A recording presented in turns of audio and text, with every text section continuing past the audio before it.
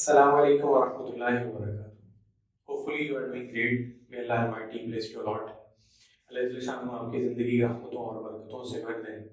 रमज़ान मुबारक की आमद है। हर तरफ रमज़ान के इस्तकबाल की तैयारियां हैं। दुआ है अल्लाह जल्ल शानो हमें इस महीने से कमा हक़ूक़ मुस्तफ़ीद होने की तौफ़ीक़ अता फ़रमाए। यहाँ पर रमज़ान के हवाले से जहाँ हम इस कोशिश में हैं कि किस तरीके से हम मैक्सिमम यहाँ पर अल्लाह जल्ल शानो की रहमतों और बरकतों को समेट सकें, वहाँ पर कुछ लोगों का कंसर्न ये भी होता है कि किस तरीके से रमज़ान मुबारक में चूँकि हमारा स्केड्यूल सारे का सारा चेंज होता है, तो कुछ लोगों की कोशिश ये होती है कि जहाँ पर आखिरत की फ़िक्र है, साथ हम अपने दुनियावी एतबार से अपनी सेहत को, अपनी डाइट को भी मेंटेन रखें। तो चूँकि आप लोग पहले भी जानते हैं, डिफरेंट प्लेटफ़ॉर्म से आपसे मुलाकात होती रहती है कि इस वक़्त हम मेडिकल को साइंस साइंस को इस्लाम के साथ रिलेट करके आपके सामने पेश करने की कोशिश कर रहे हैं। तो आज का ये जो हमारा पॉडकास्ट है, ये आपके सामने हम रमज़ान और न्यूट्रिशन के हवाले से इनको इस्लाम को और मेडिकल साइंस को रिलेट आपके सामने करने की कोशिश करेंगे। तो इसके लिए आज के जो हमारे गेस्ट हैं पॉडकास्ट के, शी इज़ बेसिकली न्यूट्रिशनिस्ट और उनका एक डिटेल इंट्रोडक्शन जो है वो उन्हीं से लेंगे। अस्सलाम वालेकुम मैडम। वालेकुम अस्सलाम। मैम कहते हैं आप क्या कहते हैं हमारे पॉडकास्ट में हमारी पूरी टीम की तरफ से आपको वेलकम कहते हैं। आप प्लीज हमारे ऑडियंस को अपना जो है वो एक दफ़ा डिटेल इंट्रोडक्शन प्लीज आप करवा दें। थैंक यू सो मच मेरे साथ मुझे इनवाइट करने के लिए। अस्सलाम वालेकुम everyone, myself doctor Muqaddas Abbasi.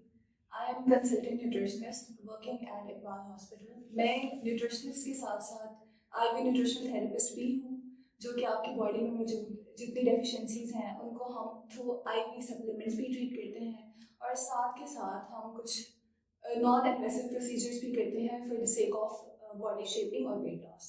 Madam हम इस वक्त इस कोशिश में हैं कि हम किस तरीके से, चूँकि बीइंग मुस्लिम हम सबका यकीन है कि अल्लाह जल्ल शाह की तरफ से जो अहकामात हैं वो सारे के सारे हमारी सेहत और हमारी दुनिया आखिरत दोनों के एतबार से बेहतरीन है।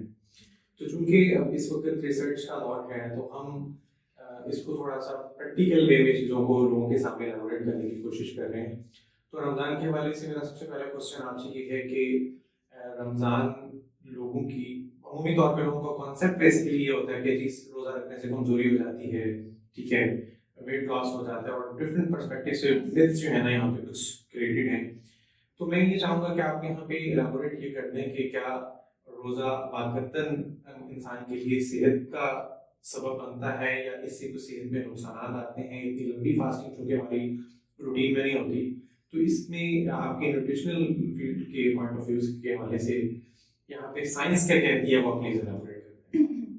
अच्छा सर, मैं यहाँ पे बताना चाहूँगी कि लोग कहते हैं कि रोज़ा रखने से आपकी सेहत पे बहुत ज़्यादा साइड इफ़ेक्ट्स होते हैं, लोगों का वज़न कम हो जाता है। लेकिन जो साइंस है वो ये कहती है कि अगर आप रोज़ा रखते हैं ना, तो आपकी बॉडी के अंदर एक सिस्टम है जिसको हम ऑटोफेज सिस्टम कहते हैं, एक मैकेनिज्म है इन शॉर्ट, जो कि एक्टिवेट हो जाता है। अब जब ऑटोफेज सिस्टम हमारा एक्टिवेट हो जाता है तो हमारी बॉडी के अंदर मौजूद जो डैमेज सेल हैं वो खुद से ही रिपेयर होना स्टार्ट हो जाते हैं, और ऑलरेडी स्टोर जो हमारी बॉडी के अंदर फैट है वो बर्न आउट होती है, यानी इससे हमारा वजन कम होता है। लेकिन वो वाली फैट जो कि हमें नहीं चाहिए, हमारी लोअर एब्डोमेन के अंदर फैट होती है, हमारी बेली में फैट होती है, बाइसेप में, थाइस में जो एक्स्ट्रा फैट है, एक्स्ट्रा स्टोर फैट है जो बॉडी को नहीं चाहिए, वो बर्न आउट होना स्टार्ट हो जाती है। तो साइंस की रूप से जो रोज़ा है वो सेहत है। की हमारे ऊपर ये खास कर है। अच्छा, ऑडियंस को ये बताइएगा कि डिटॉक्सिफिकेशन बेसिकली कहते किसको है? डिटॉक्सिफाई करना या डिटॉक्स होता क्या है? फिर हम इसे जो है रेलेवेंट क्वेश्चन आगे करते हैं। सर, अल्लाह ताला ने हमारी बॉडी के अंदर दो ऑर्गन्स रखे हैं जो कि हमारी बॉडी को नेचुरल डिटॉक्सिफाई करते हैं, जिसके अंदर हमारे पास किडनी और हमारा लीवर आ जाता है। लेकिन जब हम रोज़ा रखते हैं ना, तो हमारे दोनों सिस्टम, दोनों ऑर्गन्स तो हैं, ये रेस्टिंग मोड पे चले जाते हैं, शट डाउन हो जाते हैं नेचुरली अल्लाह की तरफ से, क्योंकि हम फास्टिंग में होते हैं। तो हमारी बॉडी के अंदर, जैसे मैंने पहले बताया, कि ऑटोफेज सिस्टम स्टार्ट होता है और बॉडी खुद ही डिटॉक्सिफाई कराना स्टार्ट कर देती है चीज़ें, ऐसी चीज़ें जो आपकी बॉडी के लिए नुकसानदेह हैं, और सब चीज़ों को किक आउट कर देती है। बेसिकली डिटॉक्सिफिकेशन का मतलब ये है कि नुकसानदेह चीज़ों को बॉडी से बॉडी रिमूव कर देती है। अच्छा सर, ये हमारी मिथ है, लेकिन हमारी ये मिथ तब गलत होती है जब हम सहर और इफ्तार के अंदर हमारी फूड चॉइसेस गलत हो जाती हैं, तब ये सब चीज़ें उलट हो जाती है। जहाँ चीज़ें निकल रही हैं ना, वहाँ चीज़ें और ज़्यादा स्टोर होने लग जाती हैं, यानी फैट ब्रेकडाउन होकर बॉडी से रिमूव हो रही है। लेकिन जब हमारी फूड चॉइसेस ही ठीक नहीं होंगी तो फैट एक्यूमुलेट होना स्टार्ट हो जाएगी, सब चीज़ें उलट हो जाएंगी। डिटॉक्सिफिकेशन के बजाय फिर उल्टा उल्टा रमजान में इतनी लंबी फास्टिंग के बाद भी हम नुकसान कर रहे हैं। नुकसान कर रहे हैं। ओके, ठीक है। अच्छा, इसमें रमजान में हार्मोनल इम्बैलेंसमेंट के बारे में आपकी न्यूट्रिशनल पॉइंट ऑफ व्यूज के हवाले से क्या कहा जाता है? सर, जब हम फास्टिंग करते हैं तो हमारी बॉडी इंसुलिन सेंसिटिविटी में चली जाती है, ठीक है, फैट भी हमारा ब्रेक डाउन हो रहा है। हार्मोन हमारे बॉडी के अंदर एक ग्रोथ हार्मोन होता है जो फॉर द टाइम भी इंक्रीज हो जाता है। जब वो इंक्रीज होता है तो हमारी बॉडी के अंदर जो है लीन मसल मास डेवलप होना स्टार्ट हो जाता है, फैट बर्न होना स्टार्ट हो जाता है, बॉडी शेप में आने लग जाती है। इसके अलावा डायबिटीज़ के मरीज, उनकी अगर शुगर बढ़ी हुई है तो वो कंट्रोल में आने लग जाती है। ऐसे लोग जो कि एंटी एजिंग इफेक्ट भी है, यहाँ पर मैं एक और बात कहूँगी, जैसे मैंने पहले मेंशन किया कि हमारी बॉडी के जो डेड सेल्स हैं वो रिमूव हो रहे हैं, यानी फीमेल्स के लिए यहाँ पे एक और बात भी, रोज़ा रखें तो आपकी स्किन भी ग्लो करेगी, एंटी एजिंग इफेक्ट मिलेगी, रिंकल्स कम होंगे, स्किन ब्राइट होगी, आपकी स्किन पे नेचुरल ग्लो आ जाएगा। हम मौलाना साहब अक्सर कहते होते हैं कि रोज़ा रखो, अगर तुम्हें चिट्टा होना है तो रोज़ा रखो और स्किन ग्लो करेगी। अगर हम साइंस के रूप से देखें, जब हमारी बॉडी से डेड सेल्स निकल रहे हैं, एंटी एजिंग इफेक्ट हो रही है, स्किन ग्लो कर रहा है। तो ये पॉइंट तो मेरा ख्याल है हमारे इस पॉडकास्ट का सबसे ज़्यादा फीमेल्स के लिए अट्रैक्टिव रहेगा कि जिसके लिए वो कई हज़ारों रुपए की क्रीमें और डिफरेंट रेसिपीज जो यहाँ यूज़ कर चुकी हैं, तो यहाँ पे एक डिटॉक्सिफिकेशन की वजह से ही वो सारी की सारी चीज़ें हुई। बेसिकली मेरा ख्याल है कि हमें हमारी ओवरऑल सोसाइटी के अंदर जो पीछे मेटाबॉलिज्म चल रहा है सारे का सारा, वो कॉन्सेप्ट हमें क्लियर नहीं है। अदरवाइज तो हमारी जो नेचुरल डाइट है उससे बहुत सारी चीज़ें, हमारे बहुत सारे मसाइल हल हो सकते हैं। बिल्कुल ऐसे ही है। आपकी जो खुराक है बेसिकली, अगर आप उसको सही तरीके से इस्तेमाल करें तो वो आपकी बीमारियों के लिए दवा भी है। ओके, लेकिन इस वक्त आपका क्या ख्याल है कि नेचुरल डाइट हमारे पास अवेलेबल है? नेचुरल डाइट अवेलेबल है, बिल्कुल है। हमारे यहाँ ना लोगों ने सर जो सही खाना है, हेल्दी खाने को डाइट का नाम देकर खराब किया हुआ है। यानी जो सुन्नत के मुताबिक भी है कि खाना जो है पेट भर कर ना खाएं, ठीक है, और डाइट भी यही कहती है कि पोषण कंट्रोल करके खाएं। मतलब जो सही तरीका है खाना खाने का, उसको लोगों ने गलत रूह से गलत एक फेस बनाकर पेश कर दिया है। तो डाइट डजंट मीन चीज़ों को डेली में अपनी रूटीन से ख़त्म कर देना। डाइट का मतलब है अच्छा खाएं लेकिन थोड़ा खाएं और हेल्दी खाएं। हम तो ये कहते हैं कि खाना शुरू करें जब तक खा सकते हैं। वो हम लास्ट टाइम वो कर रहे थे एक जगह पे, कहते मौलवी साहब किसी जगह पे खाना खा रहे थे तो डॉक्टर के पास गए दवाई लेने के लिए, कि ज़्यादा खा लिया तो दवाई दे दो। उसने कहा ये आगे दवाई खा रहे, डॉक्टर साहब ये जो दवाई खानी है, अगर इसकी जगह होती तो मैं थोड़ा सा खाना और मैं खा लेता। तो मतलब मासूम के साथ मौलवी कम्युनिटी का मतलब वो मेरा नहीं है। मतलब एक हम खाना शुरू करते हैं एड्रेनालिस या आप खत्म हो जाएगा, खाना खत्म हो जाए, तो इस चीज़ का नुकसान जो है ना, फिर वो इन चीज़ों में डिफरेंट पॉइंट ऑफ व्यू सामने आता है। रोज़ा रखना हर लाइफ के लिए सेफ है? आप मेडिकल पॉइंट ऑफ व्यू से इसमें क्या कहेंगे? जी जी बिल्कुल, रोज़ा रखना सेफ है। अब आप ये देख लें कि ख़वातीन हैं, आजकल कीटो डाइट का बहुत ट्रेंड चल रहा है। ख़वातीन जनाब खुद को स्लिम करने के लिए कीटो डाइट करती हैं। अगर मैं कहती हूँ कि आप रोज़ा रख लें ना, अल्लाह को भी राज़ी कर रहे हैं, आखिरत भी संवार रहे हैं और आपकी बॉडी की जो रिक्वायरमेंट है वो भी पूरी हो रही है। तो रोज़ा जो है रखना चाहिए, इसका कोई साइड इफेक्ट, कोई नुकसान नहीं है, बल्कि फ़ायदे ही फ़ायदे हैं। दुनिया और आखिरत दोनों आपकी सवर रही है। कीटो डाइट को एक्सप्लेन करेंगे प्लीज कि कीटो डाइट में फॉर एग्जांपल एक लेम पर्सन बैठा है, उसको पता ही नहीं कि कीटो डाइट होता क्या है, तो इसको प्लीज थोड़ा एक्सप्लेन कीजिएगा। सर, जो कीटो डाइट है बेसिकली दो तरह की होती है, ठीक है। कीटो डाइट जो हम स्पेसिफिकली मेडिकली यूज़ करते हैं, एपिलेप्सी के यानी मिर्गी के मरीजों के लिए इस्तेमाल होते हैं। उसमें मेन पोर्शन होता है हमारे फैट का, ठीक है। पहले मैं आपको थोड़ा बता देती हूँ कि आम डाइट के अंदर किस तरह की चीज़ें इस्तेमाल होती है, उसके बाद फिर आपको कीटो डाइट सही तरीके से समझ जाएगी। अच्छा सर, जो हेल्दी डाइट है ना, आप में नॉर्मल इंसान को जो कंज्यूम करनी चाहिए, दैट इज़ 50 से 60% आपकी जो बॉडी को कंज्यूम करनी चाहिए, दैट इज़ कार्बोहाइड्रेट। कार्बोहाइड्रेट, ठीक है, लेकिन गुड कार्ब्स। अब कार्बोहाइड्रेट के अंदर बाहर का जंक भी आ जाता है। कहीं डॉक्टर साहब ने तो कहा था 50 से 60% कार्बोहाइड्रेट ले लें, तो हम तो बाहर से भी प्रोसेस ले लें। नहीं, अच्छे कार्बोहाइड्रेट, गुड कार्बोहाइड्रेट्स, ठीक है। इसके भी टाइप्स हैं।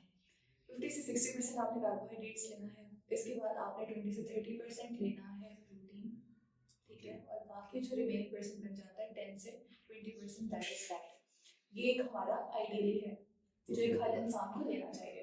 लेकिन जब हम कीटो डाइट की बात करते हैं, कीटो दो तरह की, एक है प्रोटीन रिच डाइट और एक है फैट रिच डाइट। जो फैट रिच डाइट है उसके अंदर कार्बोहाइड्रेट की जगह फैट आ जाएगा, यानी 50 से 60% आप ले टोटल फैट रहे हैं, और फैट भी गुड फैट। ये नहीं कि आप तेल की बाल्टी को मुंह लगा रहे हैं, सही है, ठीक है, गुड फैट ले रहे हैं। उसके बाद जो कार्बोहाइड्रेट है वो चला जाएगा फैट की जगह पे, 10 से 20% कार्बोहाइड्रेट आपने लेना है, और बाकी जो रिमेनिंग अमाउंट है 20 से 30% प्रोटीन, ठीक है। ये हो गई वो वाली कीटो डाइट जो कि फैट बेस्ड है। अब एक और कीटो डाइट जो कि प्रोटीन बेस्ड है। अब वहाँ पर सिमिलरली कार्बोहाइड्रेट की जगह हमने प्रोटीन को कन्वर्ट कर देना है, यानी आपकी बॉडी जो है वो कंज्यूम करेगी तकरीबन 40 से 50 से 55% प्रोटीन, बाकी लेगी कार्बोहाइड्रेट और फैट। तो ये है कीटो डाइट। अच्छा सर, अक्सर लोग ना इंटरमिटेंट डाइट से ही मेरे माइंड में आ गया, इंटरमिटेंट फास्टिंग भी करते हैं। विंडो बनाई हुई होती है, 15-15 20-20 घंटे फास्टिंग कर रहे होते हैं, और जो फास्टिंग कर रहे होते हैं, फास्टिंग करने के बाद हम कार्बोहाइड्रेट बहुत ज़्यादा कंज्यूम कर लेते हैं। कार्बोहाइड्रेट बेसिकली एक तो आपको फीलिंग ऑफ फुलनेस प्रोवाइड करता है, सेल्फ सेटिस्फेक्शन देता है। आप भी कभी ट्राई करके देखिएगा, जब आपको बहुत ज़्यादा भूख लग रही हो ना, थोड़ी सी चॉकलेट खा के देखें, आपको लगेगा मेरा तो पेट लग गया है, जो भूख इतनी लग रही थी वो खत्म हो गई है। बेसिकली कार्बोहाइड्रेट हमें सेटिस्फेक्शन प्रोवाइड करती है। लोग इतनी ज़्यादा इंटरमिटेंट फास्टिंग कर लेते हैं, या आम हम रोज़े की भी बात करें, वो रोज़ा भी कर लेते हैं। जैसे ही रोज़ा यहाँ से मौलवी ने सायरन बजाया और उधर से जनाब हमने तो शिरबत पे टूट पड़े, या खजूरें बहुत सारी खा ली, या जनाब खीर बनाओ, क्योंकि माशाल्लाह से मुसलमान है, हमारे दस्तरखान ऐसे खाने से भरा हुआ होता है, और वो खाने होते हैं जो कि हमारी सेहत को नुकसान दे देते हैं, लेकिन हम कहते हैं नहीं भाई ये तो हमारे लिए तोहफा है, हमने तो रोज़ा रखा, टूट पड़े। तो ऐसा नहीं करना चाहिए। डाइट को कंट्रोल्ड अमाउंट में खाना चाहिए, अपनी बॉडी के रिक्वायरमेंट के अकॉर्डिंग कैलोरीज लेनी चाहिए, ठीक है, और जो जो आपकी बॉडी की रिक्वायरमेंट है उसके मुताबिक वो पोर्शन खाने का कंज्यूम करना चाहिए। कुछ अर्सा पहले मैं एक अमेरिकन एग्जामिनेशन सेंटर में गया हुआ था, तो वहाँ पे ड्यूरिंग एग्जाम उन्होंने बड़ी चॉकलेट्स और इन सारी चीज़ों का इंतजाम किया हुआ था कि एक दफ़ा ऐसा होता था कि भाई पेपर है, अब कुछ नहीं आता, तो मैंने भी ट्राई मारी, चॉकलेट यूज़ की, और उसके बाद बंदा बड़ा रिलैक्स हो जाता है। तो ये साइंटिफिक पॉइंट ऑफ व्यू से भी चीज़ बेसिकली मैं ऑडियंस के साथ, ये जो कि मेरा ताल्लुक है अल्हम्दुलिल्लाह मेडिकल से है, मैं बेसिकली क्वेश्चन इसलिए शेयर कर रहा हूँ ताकि मेरी ऑडियंस के अंदर भी ये चीज़ आ जाए कि अचानक से कार्बोहाइड्रेट्स खाकर ना आपको सेटिस्फेक्शन प्रोवाइड करता है। इट डजंट मीन कि जब आपको टेंशन हो आप उठा करके चॉकलेट्स खा लें, पता लगे इधर से 100 रुपए की टेंशन थी, 200 रुपए की इंसुलिन आपको यूज करना पड़ेगी और फिर बाद में कमी रह जाए। तो चलिए मैं जरा मूव ऑन होना चाहूँगा सहरी के अकॉर्डिंगली कि सहरी में नो डाउट हम जानते हैं भी मुस्लिम के अल्लाह शाह की तरफ से बहुत सारी रहमतें और बरकतें इस पर है कि यहाँ तक आता है कि सहरी करने वालों पर अल्लाह शाह की रहमत उतरती है। फिर दुआएं भी हज़रत पाक अलैहिस्सलाम के हदीस मुबारक से दुआएं भी सहरी करने वालों के लिए हैं, तो इसमें तो कोई शक नहीं। मैं मेडिकल पॉइंट ऑफ व्यू से इसको देखना चाहूँगा कि सहरी तो है, लेकिन सहरी होनी किस तरह की चाहिए इसको डिफाइन करना यहाँ पे बहुत ज़रूरी है। तो सहरी हैवी होनी चाहिए, जो है वो नेचर डाइट होनी चाहिए, या आप इसको किस तरीके से क्लासिफाई करेंगे, एज फैक्टर के एतबार से या पेशेंट के एतबार से, या सादा लफ्जों में मैं इसको अगर रेक्टिफाई करूं तो क्वेश्चन ये कि सहरी होनी कैसी चाहिए? सर सहरी बैलेंस्ड होनी चाहिए। ओके, जैसे आपने सीसॉ देखा होगा, बच्चों का झूला होता है, एक तरफ बच्चा बैठता है, ज्यादा वजन वाला नीचे हो जाता है, सीसॉ। हमें सीसॉ नहीं करना, हमें बैलेंस रखना है, दोनों बच्चों को बराबर बैठाना है। दोनों बच्चों से मुराद ये है कि आपकी जो डाइट के हमारे पास मैक्रोन्यूट्रिएंट्स हैं, 3 important, carbohydrate, fats and protein, इन तीनों बच्चों को हमने बराबर रखना है, ना ज़्यादा करना एक्स्ट्रा ना ही कम करना, बराबर से मुराद ये है जो कि बॉडी की रिक्वायरमेंट है, जिससे पहले बता चुकी हूँ, 50 से 60%, 30 से 20%, 10 से 20%, इनको हमने बराबर रखना है। तो आइडियली जो हमारी सहरी या इफ्तार है वो दोनों बैलेंस्ड होनी चाहिए। अच्छा, हमारे यहाँ पे पता है लोग क्या करते हैं, हमने तो पूरा दिन रोजा रखना है, हमने तो काम पे जाना है, ठूस के लेते हैं, बहुत ज्यादा खा लेते हैं, खुद को इंसान नहीं समझते, खुद को समझते हैं जैसे हम ऊंट हैं, उसमें तो स्टोरेज है, हम खुद को ऊंट समझ लेते हैं और खाते जाते हैं तब तक खाते हैं जब तक खाना हमारे हलक को ना आ जाए। तो हमें बैलेंस्ड खाना खाना चाहिए। अच्छा पानी भी सर्व करते हैं, बहुत पीते हैं बहुत पीते हैं बहुत पीते हैं, भाई इंसान हो अंदर कोई स्टोरेज नहीं लगा हुआ, यहाँ से पानी पिए थोड़ी देर बाद आपकी बॉडी से एक्सक्रीट आउट हो जाएगा। बिल्कुल। अच्छा पहले हम खाने का थोड़ा सा बात कर लेते हैं, सहरी और इफ्तार के जी। बाद मैं आपको फिर हाइड्रेशन के बारे में भी बताऊंगी जी, कि सही किस है। तरीके से आप इसको बैलेंस जी, वन बाय वन इसको जो है हम इसमें डिस्कस करते हैं। जी अच्छा पहले मुझे ये बताइए, इसको एलाबोरेट कीजिए। कुछ लोग ये समझते हैं कि जी अल्लाह की तरफ से मौका आ गया है। अब फॉर एग्जांपल मेरे जैसा बंदा ये चाहता है कि जी मेरा वेट लॉस होना चाहिए, तो वेट लॉस के चक्कर में नीचे चले सहरी छोड़ दें, अब हम जो है ना वो इफ्तारी कर लेंगे एक ही दफ़ा पे लगा के। तो यहाँ पे सहरी को छोड़ देना चाहिए या इसके बारे में आपका पॉइंट ऑफ व्यू क्या है कि सहरी करनी चाहिए तो किस तरह की हो, या बिल्कुल छोड़ देना ज़्यादा बेहतर है? सर एज ए न्यूट्रिशनिस्ट बात करूँगी मैं, एक वीडियो बनानी चाहिए और उसमें सहरी इफ्तार दोनों को करना चाहिए, छोड़ना बिल्कुल भी कुछ नहीं चाहिए। मिसाल के तौर पर मैं वेट लॉस करना है, बहुत ज़्यादा मोटी हूँ, सहरी मैंने छोड़ दी, अब दिमाग में मेरा है वेट लॉस करना है, सहरी छोड़ दी, एक दिन 2 दिन 3 दिन करूँगी, चौथे दिन खुद ही भूख लगेगी, खुद चौथे दिन खुद ही हाइपो हो जाऊँगी। हाइपो बेसिकली एक स्टेट है कि आपका हाइपोग्लाइसेमिया। हाँ बिल्कुल जी ठीक है। वो हो जाएगा। इसलिए सहरी और इफ्तार दोनों करना चाहिए और दिमाग में ये बिठाएं कि अल्लाह के लिए कर रहे हैं, वजन कम करने के लिए नहीं कर रहे हैं। हाँ अल्लाह खुद ही सेहत देगा, खुद ही आपकी वेट मैनेजमेंट हो जाएगी। अच्छा बात करते हैं कि हमें इस्तेमाल क्या करना चाहिए सहरी में। सहरी में हम लोग दबा के पराठे खाते हैं, ये जनाब घी के अंदर के पराठे निकल कर आ रहे हैं, ये बड़े बड़े मग पी रहे हैं दूध के, ठीक है, चाय बहुत ज़्यादा पी रहे हैं। अच्छा चाय को भी मैं बताऊंगी कि किस तरह अगर इस्तेमाल करनी भी है तो किस तरीके से जी, नहीं सही है। करनी है। ठीक है। अच्छा हम एक जनरलाइज से डाइट बता देती हूँ मैं आपको। सहरी प्लेट होनी कैसी सहरी चाहिए? प्लेट होनी कैसी इसको चाहिए, थोड़ा सा। ठीक है, कि आपकी सहरी की प्लेट दिखनी कैसी चाहिए। ठीक है।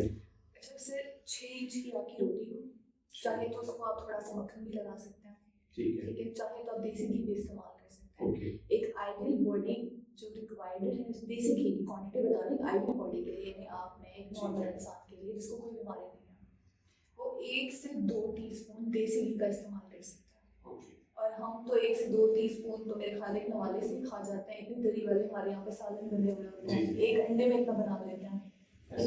आप डाइट के अंदर पराठा भी खा सकते हैं लेकिन पोर्शन कंट्रोल करके, 6 इंच की रोटी बनाएं या 50 ग्राम का पेड़ा बनाएं, ठीक है, वो रोटी बनाएं, 1 चमची ले लें 1 चमची आप ले लें देसी घी की या मक्खन की, दोनों साइड में थोड़ा सा लग गया, आप लोगों की क्रेविंग सेटिस्फाई हो गई कि पराठे जनाब हम खा रहे हैं। साथ आप थोड़ा सा प्रोटीन का कोई सोर्स ले लें, चाहे तो आप चिकन का सालन ले लें, चाहे तो आप मटन ले लें, कीमे की फॉर्म में ले लें, यानी 2-3 बोटियाँ हो, इससे ज़्यादा नहीं। सही है। यानी उस 6 इंच की रोटी के साथ जितना आपका सालन खाया जा सकता है ना, सिर्फ वो लें। ओके। अब वो 3 चम्मच आता है या 2 चम्मच आता है, ठीक है, यानी 2 बोटियाँ से ज़्यादा आपने इंक्रीज नहीं करना। साथ आप 3-4 चम्मच दही ले लें, एक फल ले लें, इसके साथ थोड़ी सी नट्स ले लें। अच्छा हमारा जो हाथ है ना सर वो पोर्शन साइज बताता है, आपका हाथ है वो आपकी बॉडी का पोर्शन साइज बताएगा, मेरा हाथ है मेरी बॉडी का पोर्शन साइज बताएगा। अच्छा पोर्शन साइज की बात कर रही थी मैं, थोड़ा सा यहाँ पे बता दूँ आपको मजीद समझने में आसानी हो जाएगी और हमारी ऑडियंस को भी। बिल्कुल। हमारे थंब का जो ये वाला हिस्सा है ना, ठीक है। बेसिकली ये हमारे लिए हमारा टीस्पून है। Teaspoon okay. ठीक है। अच्छा हमारे लिए हमारे हाथ का जो ये वाला हिस्सा है ना, ये नट्स के लिए, हमारी ये मुट्ठी ये है, इस तरह करके मुट्ठी हमने बनानी है, हम तो यूं करके बनाते हैं ना, ये हमारी आप तो मेरे सारे कॉन्सेप्ट खराब कर रही हैं। नहीं मैं कॉन्सेप्ट ठीक कर रही हूँ, लोगों ने खराब बनाए हुए हैं। ओके सही। अच्छा हमारी जो मुट्ठी है वो यहाँ पर आके बन रही है। ओके। ठीक है। अच्छा ये वाले जो हमारी पाम है ना, बेसिकली ये लीन प्रोटीन में आती है, यानी मछली और चिकन। सही है। ठीक है। अच्छा ये हमारी हार्ट लाइन जा रही है, एक बड़ी सारी लकीर हमारे हाथ में खींची हुई है, यहाँ से यहाँ तक ये हमारा वो वाला प्रोटीन का पोर्शन है जो कि हम मीट और बीफ से इस्तेमाल करते हैं। अब आप खुद अंदाजा लगा लें इतने से इतने हिस्से में क्या ही आएगा। और अगर हम अपनी प्लेट देखें ना इस मुताबिक, तो हम तो मेरे ख्याल है खानदान का खाना खा रहे हैं। नहीं हम एक खानदान का खाना खा रहे हैं। हाँ लोग तो इस वक्त खा रहे हैं वो हम एक खानदान का खाना खा रहे हैं। तो इस पोर्शन साइज के अकॉर्डिंग ही आपने अपनी सहर और इफ्तार की प्लेट बनानी है। ओके। ठीक है। अच्छा अब इसको ही मद्देनजर रख के हम दोबारा से आते हैं अपने सहर की प्लेट की तरफ। 6 इंच की रोटी लेनी, 6 इंच लेकिन तो तकरीबन लगभग इतना ही बनेगा सर्कल में। ठीक है। 6 इंच की रोटी आपने ले ली, उसके साथ आप एक अंडा ले सकते हैं। अंडा अगर नहीं लेना चाह रहे तो आप चिकन ले लें, चिकन नहीं लेना चाह रहे मटन में कीमा बना लें, 2-3 बोटियाँ मटन या बीफ जो भी पसंद करना चाहें वो ले लें, साथ एक फल ले लें। इसके अलावा 3 से 4 चम्मच दही की लेते हैं, दही के अंदर इसबगोल का चम्मच ऐड करते हैं, छिलके का। फाइबर मुकम्मल हमारा वहाँ से है। इतनी ही मुट्ठी भर के नट्स की ले लें, जो भी आप अफोर्ड कर सकते हैं। ज़रूरी नहीं है कि बहुत महंगे मेवे खाएं, जो भी आपकी अफोर्डिंग रेंज के अंदर है आप वो नट्स ले लें। ये आपकी प्लेट बन गई है सहरी की। इसके अंदर हमारे कार्बोहाइड्रेट भी मुकम्मल हो रहे हैं, फाइबर भी मुकम्मल हो रहे हैं, प्रोटीन भी, फैट भी। ना ही कोई मसला होगा, ना ही एक्स्ट्रा भूख लगेगी अगर इसको थोड़ा कंट्रोल कर लेंगे हम, क्योंकि हमारा तो है ना माइंडसेट बना हुआ कि सारा दिन भूखा रहना है, इसलिए दब के खाओ। दब के नहीं खाना, बॉडी की रिक्वायरमेंट के अकॉर्डिंग खाना है। This is the ideal way जो कि आप सहरी में इस्तेमाल कर सकते हैं। अच्छा, यहाँ पर मैं एक और बात करना चाहूँगी वो लोगों की जो कि चाय के बहुत ज़्यादा एडिक्टेड हैं। अच्छा, चाय के अंदर दूध है, दूध बेसिकली रिच सोर्स ऑफ हमारे पास प्रोटीन भी आ रहा है और कार्बोहाइड्रेट भी आ रहा है। ठीक है, अगर आप दूध को दूध की तरह इस्तेमाल करेंगे ना, फीलिंग ऑफ फुलनेस प्रोवाइड करेगा, क्योंकि प्रोटीन है, डाइजेशन स्लो होती है, दूध की आहिस्ता आहिस्ता डाइजेस्ट होता है, तो आपको पेट भरा भरा फील होता है। अगर हम दूध को चाय के साथ चाय की तरह इस्तेमाल करेंगे, चीनी डालते हैं, कैफीन है, पत्ती हम इस्तेमाल कर रहे हैं, तो ग्लूकोज स्पाइक करता है, फीलिंग ऑफ फुलनेस। आप देखेंगे भूख लग रही है, चाय में भूख मिट जाएगी आपकी, फीलिंग ऑफ फुलनेस प्रोवाइड करे ना, एकदम से आपकी ग्लूकोज स्पाइक कर रही है। आपने सहरी के अंदर कुछ नहीं लिया, चाय और बिस्किट ले लिया या थोड़ी सी रोटी ले ली और चाय पी ली। अब जैसे 11-12 बजेंगे ना, एकदम से आपकी ग्लूकोज लेवल कम होगा, 11-12 बजे चक्कर शुरू हो जाएंगे, भूख लगेगी, प्यास लगेगी आपको, तो मैंने तो चाय पी ली थी, अब तो मेरा ये हाल हो रहा है, मैं क्या करूँ। अगर चाय पीनी है तो पतली बेशक चाय पिए, ठीक है। दूध का और पानी की जो क्वांटिटी है वो बराबर रखें, ठीक है, पत्ती को कम रखें। और for the sake of craving आपने पीनी है सेटिस्फेक्शन के लिए, तो इस तरीके से आप इस्तेमाल कर सकते हैं। लेकिन मैं कहूँगी कि आधा कप इस्तेमाल करें, कप भी नहीं। जिस तरीके से चाय भी हमेशा ऐसे जिस तरीके से हम लोगों को मना करते हैं ना कि आपकी सेहत के लिए ख़राब है, सिगरेट नोशी हो गई, डिफरेंट चीज़ें हो गई कि सेहत के लिए मौजूद इसको इस्तेमाल नहीं करना, उस तरीके से चाय भी अगर एक नॉर्मल क्वांटिटी में, रिक्वायर्ड क्वांटिटी में ले रहे हैं तो बुरी नहीं है। अगर अपनी क्वांटिटी से, रिक्वायर्ड क्वांटिटी से, रिक्वायरमेंट से ज़्यादा ले लें, नुकसान भी आपको, ठीक है। अगर आप सहरी में लेना चाह रहे हैं तो अपनी मील कंप्लीट कर लें, उसके बाद आधा कप थोड़ा सा चाय लेते हैं, ठीक है। उसके बाद थोड़ी सी चहलकदमी करें, नमाज पढ़ें, कुरान पढ़ें, और जो भी आपकी रूटीन है आप वो करें, तो इंशाल्लाह। आपके स्केड्यूल के अंदर तो जो हमारी ट्रेडिशनल चलती है, वो लोग तो गाँव वाले बेचारे भूखे रह जाएंगे। 50 ग्राम की रोटी है, उधर से पराठे का जो है ना आधा पीस से हैवी होता है, और जहाँ पे 2-3 दिन पराठे चल रहे हैं तो रिजल्ट वही आने जो एक तरह के तो लोग ले रहे हैं। सर ईद पे बहुत प्यारे दिखेंगे सारे के सारे जो मेरी डाइट को फॉलो करेंगे। अच्छा, यहाँ पे मैं एक और चीज़ मेंशन करना चाहूँ, अब जो डाइट मैं बताऊँगी ना, वो डाइट एक नॉर्मल इंसान के लिए जिसको कोई बीमारी नहीं है, ठीक है। आपकी कैलोरीज वेरी करती हैं, कुछ लोगों की बच्चे हैं उनकी कैलोरीज हमसे ज़्यादा होंगी, हमारी उनकी रिक्वायरमेंट कैलोरीज की, बुजुर्ग होंगे उनकी भी ज़्यादा होंगी, ठीक है। जो ओबीस पेशेंट है उनकी कैलोरीज कम होंगी, तो कैलोरीज रिक्वायरमेंट का बहुत हमें ख्याल रखें। अब ये नहीं करना कि मैडम की वीडियो देख रहे हैं, मैडम ने कहा था आप हैं कमज़ोर, अंडरवेट है, ठीक है, मिसाल के तौर पे, और मैडम ने कहा है कि इतना इतना खाना है, फिर तो आप बिस्तर में मत आ जाएंगे अगर ना करें। इसलिए कैलोरीज का बहुत ज़्यादा ख्याल करना है, और जो मैं चीज़ बता रही हूँ एक आइडियल है, ठीक है। जी सर, आप अगर यहाँ पे कैलोरीज कैलकुलेशन का फॉर्मूला, मैं थोड़ा इसको हम एंड पे डिस्कस करते हैं ताकि चीज़ें जो है ना सारी एक ही दफ़ा में क्लैरिफाई हो जाए। ठीक है। मैं इसमें एक दो चीज़ें मेरे माइंड में हैं कि हम कैलोरीज कैलकुलेशन फार्मूला पे मूव ऑन, सारी बातें मेरे जैसे लोगों के आप जो है ना बस वही सारे न्यूट्रिशनिस्ट से मुझे गिला करते रहते हैं कि आप जो है ना वेट लॉस वेट गेन वाले भी बेचारे बहुत सारे सेहतमंद कर रहे हैं, उनका कुछ सोच ही नहीं रहा, तो हम उस पर भी जो है ना रमजान के वाले से उनको भी डिस्कस करेंगे, जैसे मैडम भी हंसती हैं।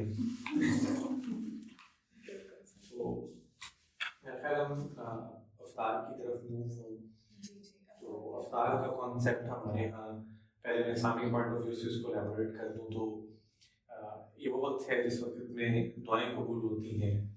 आपसे गुजारिश है कि हमें हमारी टीम को, डॉक्टर साहिबा को और उनके साथ जो गेस्ट हैं उनको सबको अपनी दुआ में याद रखिएगा कि हम आपके भले के लिए खुशियों में लगे हुए हैं। तो साथ साथ इसमें ये है कि चूँकि उसके बाद फिर तरावी और बाकी सारी सूरत भी होती है, तो अफ्तार बेसिकली होना हमारा किस तरह का चाहिए। अफ्तार में हम जो ट्रेडिशनल चीज़ें हमारी चलती हैं उसमें ओवर ईटिंग और आप बेसिकली अपने पॉइंट ऑफ व्यू से, मेरा समझना ये है कि हम अंदाज़न खाते हैं, ठीक है। अब इसमें न्यूट्रिशनल साइंस इजाजत देती है इस अंदाज़न फाइडिंग की, या इसको ओवर ईटिंग ही काउंट किया जाता है? इसको प्लीज एलाबोरेट कीजिएगा। सर इसको ओवर ईटिंग काउंट किया जाता है। ओके। अच्छा, यहाँ पे थोड़ा सा मैं एक और चीज़ ऐड अप करना चाहूँगी इफ्तार की प्लेट से पहले। रमज़ान शरीफ में ना हमारी 4 मील्स होनी चाहिए। ओके। इस 4 मील्स के अंदर जो है हमारा हाइड्रेशन लेवल भी मेंटेन रहेगा, हमारी कैलोरीज भी मेंटेन रहेंगी, जिससे हमें कमज़ोरी भी नहीं होगी और सेहत भी हमारी मेंटेन रहेगी, इन शॉर्ट वेट मैनेजमेंट होगी। ठीक है, तो आपने ये चीज़ दिमाग में रखनी है कि हमें खाने का और मौका भी है, सिर्फ 2 टाइम नहीं खाना। बिल्कुल, और रमज़ान में 4 टाइम खा सकते हैं आप। वो भी मैं आपको बताती हूँ कि किस तरीके से खा सकते हैं। 2 मील्स तो हमारे पास सहरी और इफ्तार में होती है, ठीक है। 2 मील्स आती हैं इशा से, एक आती है इशा से पहले और एक आती है सोने से पहले, ठीक है। तो इस तरह आपकी 4 मील्स कंप्लीट हो जाती हैं। अच्छा, सहरी इफ्तार तो हम पेट भर के कर लेते हैं। अब ये जो 2 मील्स हैं इसके अंदर हम दूध का इस्तेमाल कर सकते हैं, दही का इस्तेमाल कर सकते हैं, कुछ न्यूट्रिशनल सप्लीमेंट्स आते हैं। मैं आपको एक मिसाल देती हूँ न्यूट्रिशनल सप्लीमेंट का। वो ये है कि अगर शुगर के या बीपी के या दिल के मरीज़ हैं तो ग्लूसरना मिलता है, मिल्क पाउडर है, आप उसको इस्तेमाल कर सकते हैं, ठीक है। अगर ऐसे लोग जिनका वजन नहीं बढ़ा या ओल्डर एज पीपल हैं, लोग हैं, तो वो इंश्योर का इस्तेमाल कर सकते हैं, या एक लाइफ टी के नाम से आता है मिल्क पाउडर, उसका भी इस्तेमाल कर सकते हैं। यानी जो आपका एक मील है वो आपका कोई भी सप्लीमेंट हो सकता है। अब वो चाहे सप्लीमेंट कोई कमर्शियली हो, चाहे आप घर बना के रख लें। घर बना के आप किस तरीके से रखेंगे इसका भी थोड़ा सा मैं आइडिया दे देती हूँ, ताकि हमारे वो लोग जो कि वजन भी बढ़ाना चाहते हैं और ऐसे लोग जो चाहते हैं कि हमारा आइडियली वजन है कि ना ज़्यादा बढ़े ना ज़्यादा कम हो, ऐसे लोगों में कम हो जाता है। तो उसके लिए मैंने क्या करना है कि हम वजन 4 अपने पसंद के कोई भी ड्राई फ्रूट्स ले लें। अब वो काजू भी हो सकता है, अखरोट भी हो सकता है, बादाम भी हो सकता है, चिलगोज़ा भी हो सकता है, ठीक है। हम वजन भी मुनक्का ले लें, किशमिश जो ब्लैक वाली होती है, ठीक है। उसके अंदर आप जितना वो हम वजन अमाउंट ले रही है ना, उससे हाफ अमाउंट के अंदर आप खजूर डाल दें, ठीक हो गया। 4 मोहर्स ऐड करते हैं हम वजन, ठीक है। थोड़ी सी हमारे पास ब्लैक सीड्स आते हैं, आपको आइडिया होगा, हमारे पास सुन्नत भी है, इसको कंज्यूम करना। एक पिंच उसकी ऐड करते हैं, ठीक है। थोड़ी सी शहद ऐड करते हैं, ब्लेंडर में डाल के इसको ब्लेंड करके रखते हैं, ठीक है। अगर खजूर डालेंगे तो वो बॉल्स सी बन जाएंगी, मतलब बॉल की फॉर्म में हम उसको स्टोर करके रखेंगे। अगर आप खजूर ना डालें तो वो पाउडर फॉर्म में होगा। 1 चम्मच रोज 1 ग्लास नीम दूध में डाल के आप पी सकते हैं। नेचुरल सप्लीमेंट है, वजन भी आपका मेंटेन रहेगा। अगर अल्लाह ना करे किसी किस्म की आप बीमारी के रिस्क पे हैं, एंटी इन्फ्लेमेटरी डाइट है, मतलब मील है ये सप्लीमेंट है, वजन भी मेंटेन रहेगा, एंटी इन्फ्लेमेटरी प्रॉपर्टी भी है इसकी, तो आप इसको भी कंज्यूम कर सकते हैं। ये हमारी 4 मील्स होती हैं इस तरह। सहरी और इफ्तारी का तो चले एक वो है, लेकिन इफ्तारी के बाद के जो अगली 2 आप मील्स बता रहे हैं इसमें कितना डिफरेंस होना चाहिए? ड्यूरेशन इसमें कितना रहेगा? ड्यूरेशन कितना रखना है? सर एक तो मील आप लेंगे, इशा पढ़ने जा रहे हैं, इशा से पहले लेंगे। अच्छा, वो मील नहीं होगा, वो स्नैक होगा बेसिकली। अब मील समझ के लोग इसको थोड़ा मिसकॉन्सेप्ट ना हो जाए कि मील है तो कुछ भर के खा लेना, नहीं, कोई फ्रूट्स ले लें, कोई ड्राई फ्रूट ले लें, ठीक है। इसके अलावा थोड़े से आप चने भी ले सकते हैं, तो ये मुट्ठी भर के, ठीक है। और ये जो हमको सप्लीमेंट दूध जो मैंने आपको बताया है, ये आप सोने से पहले लेंगे। अब ये नहीं कि आपने बिस्तर के साथ रखा हुआ है, पी के सो गए, नहीं, पी कर थोड़ी सी चहलकदमी कर लें, ओके, सही, ठीक है। उसके बाद आप सो जाएं, फिर वही हमारी रूटीन रिपीट होगी सहरी वाली। हमारे यहाँ तो ये बड़ा गलत कॉन्सेप्ट है, बिस्तर पे लेटे माँ को उठाया, पिया, रख के चले भी बिस्मिल्लाह सोए, वहीं पे सो गए हैं, फिर सुबह उठ के सोना, सारी की सारी कंप्लेंट्स हैं कि थोड़ा सा तो खाया था उसके बावजूद। नहीं सर, खाने को हजम होने का मौका तो दें। अक्सर लोगों ने सुना होगा कि जनाब खाना खा के सो गए, तेजाबियत हो गई, अभी खाने को डाइजेस्ट होने का मौका तो दो, आप पहले ही ले डाउन हो गए, ठीक है। थोड़ी सी चहलकदमी हर मील के बाद जरूरी है। मतलब हमारी पोजीशन भी डाइजेशन पे डिपेंड करती है, स्टमक की जो प्रोसेस है। जी जी बिल्कुल, ठीक हो गया। अफ्तार में मम्मी तौर पे फ्राइड फूड हमारे यहाँ जो कल्चरल कॉन्सेप्ट बना हुआ है, बहुत एक्सेसिव अमाउंट में ली जाती है, और जो ये ड्रिंक्स हैं जी, हमें जामिशी हम बचपन से सुनते हैं, अब तक वही चलता है, ठीक है। और डिफरेंट टोटके भी मम्मी तौर पे देसी बना करके, पंजाबी में एक वर्ड यूज होता है ठंडियाई, और मतलब वो बादाम वगैरह करके। तो ये सारी चीजें, इनका क्या कॉन्सेप्ट है? न्यूट्रिशनल साइंस क्या कहती है इनकी उस पे? सर देखिए, आप सारा दिन होता है फास्टिंग की स्टेट में, ठीक है, ग्लूकोज लेवल कम हुआ होता है बॉडी का, ठीक है, भूख लग रही होती है, लेथार्जिक फील कर रहे होते हैं, तो सबसे पहले आप टूटते ही जड़ के ऊपर हैं, जो भी आपका शरबत बना हुआ है, जैसे ही पियेंगे एकदम से ग्लूकोज स्पाइक होगी, बॉडी लगेगी क्या होगी, तो तूफान आ गया, या तो अभी कुछ नहीं था इतना मीठा आ गया, बेचारे पैंक्रियाज एकदम से इंसुलिन भेजेंगे कि जाओ अपना काम करो। अब इससे क्या होगा, बॉडी इन्फ्लेमेशन स्टेट में जाएगी, ठीक है, फैट स्टोरेज भी होगा, यहाँ से मामला गड़बड़ होना स्टार्ट होते हैं। यहाँ से वो पॉइंट है जो लोग कहते हैं कि हमारा वजन बढ़ गया, हमने तो रोजे रखे थे, जनाब आपने रोजे रखे थे लेकिन कार्बोहाइड्रेट को तो थोड़ा सा मैनेज करें ना। अच्छा, यहाँ पे मैं आपको एक ड्रिंक बताना चाहूँगी या मशरूबात जो कि रूह अफ़ज़ा या जाम शीरी की आप रिप्लेसमेंट में इस्तेमाल कर सकते हैं। वो ये है, आप कोकोनट वाटर लें, नेचुरल सोर्स है, नेचुरल शरबत है, ठीक है, नारियल का पानी आप वो कंज्यूम कर सकते हैं। वो अवेलेबल नहीं है तो हमारी सुन्नत के मुताबिक आप इफ्तार करें, जैसे आप सल्लल्लाहु अलैहि वसल्लम ने बताया हुआ तरीका, खजूर लें, थोड़ी सी नमक चाटें, ऐसे ही है ना। तो आपने क्या करना है कि एक गिलास पानी लें, उसमें थोड़ा सा नमक ऐड कर दें, नींबू ऐड कर दें, नेचुरल हमारा इलेक्ट्रोलाइट बैलेंस करने के लिए बन गया शरबत। इससे ना बीपी लो होगा, जो रोज़ा रखने के बाद हमारे सर में दर्द होता है, जैसे क्यों होता है ना, हाइपो कंडीशन में जा रहे होते हैं और पानी नहीं पिया हुआ होता, इलेक्ट्रोलाइट बैलेंस हो गया है, हाँ, तो ये उसको भी मैनेज करेगा, शुगर लेवल डाउन होगा उसको भी मैनेज करेगा, यानी बीपी भी लो नहीं होगा, शुगर भी लो नहीं होगा, वजन भी नहीं बढ़ेगा ना कम होगा, सब चीज़ें मैनेज रहेंगी। ठीक है, तो आप जो है जाम शीरी शरबत डिफरेंट जो बना कर पीते हैं, उसकी जगह कोकोनट वाटर इस्तेमाल करें, थोड़ा सा नमक डाल के, या आपको जो तरीका बताया वो आप इस्तेमाल कर सकते हैं। अच्छा, अब हम बात करते हैं इफ्तार प्लेट की, जो एक आइडियली होनी चाहिए, फिर हम बाकी और मज़ीद चीज़ों को भी लेकर आएंगे। अब सब लोग कहते हैं कि हम पकौड़े समोसे नहीं छोड़ सकते, तो हम उसको भी थोड़ा सा देखेंगे। इफ्तार प्लेट में से क्या होना चाहिए, 1 से 2 खजूर होने चाहिए प्लेट के अंदर, ठीक है, थोड़ी सी पोर्शन चना चाट का हो, ठीक है, थोड़ा सा पोर्शन आपके फ्रूट्स का हो, थोड़ा सा पोर्शन आपके प्रोटीन का हो, ठीक है, आप ग्रिल्ड फिश ले लें, ग्रिल्ड चिकन ले लें, बारबेक्यू बना लें, शामी कबाब बना लें, नगेट्स बना लें, थोड़ा कीमा ले लें, ठीक है, थोड़ी सी आप आधी रोटी कर लें, या वही 6 इंचेस की रोटी होगी, ठीक है, और ये आप खा लें, आपकी पूरी मील जो है प्रॉपर आपको मिलेगी, कैलोरीज भी आपकी तकरीबन मुकम्मल हो रही हैं, मतलब अभी 2 मील्स वो रहती हैं उनके अलावा। ये आपकी इफ्तार प्लेट और हेल्दी प्लेट है जो आप इस्तेमाल कर सकते हैं, इनकी सब्जियां भी पूरी हो रही हैं, फ्रूट इनटेक भी आपका पूरा जा रहा है, आपके ग्रेन्स कार्बोहाइड्रेट भी पूरे जा रहे हैं और प्रोटीन भी आपका पूरा जा रहा है, ठीक है, थोड़ी सी दही आप ले लें, रायता बनाकर इस्तेमाल कर लें। अच्छा, सिर्फ दही रायते से आगे एक चीज़ में मिस कर गई, सहरी में आप सहरी में लस्सी का भी इस्तेमाल कर सकते हैं। ऐसे लोग जिनको दही नहीं पसंद, वो कहते हैं खट्टा खाने से गला खराब हो जाता है, ये नहीं पसंद, वैसे पसंद नहीं है, तो आप दही की जगह लस्सी का भी इस्तेमाल कर सकते हैं, छाछ लगा के पीने, ठीक है। अच्छा, वापस आते हैं अपने इफ्तार की तरफ, तो ये हमारी एक आइडियलाइज प्लेट है जो भी इस्तेमाल करनी चाहिए हमें इफ्तार के अंदर।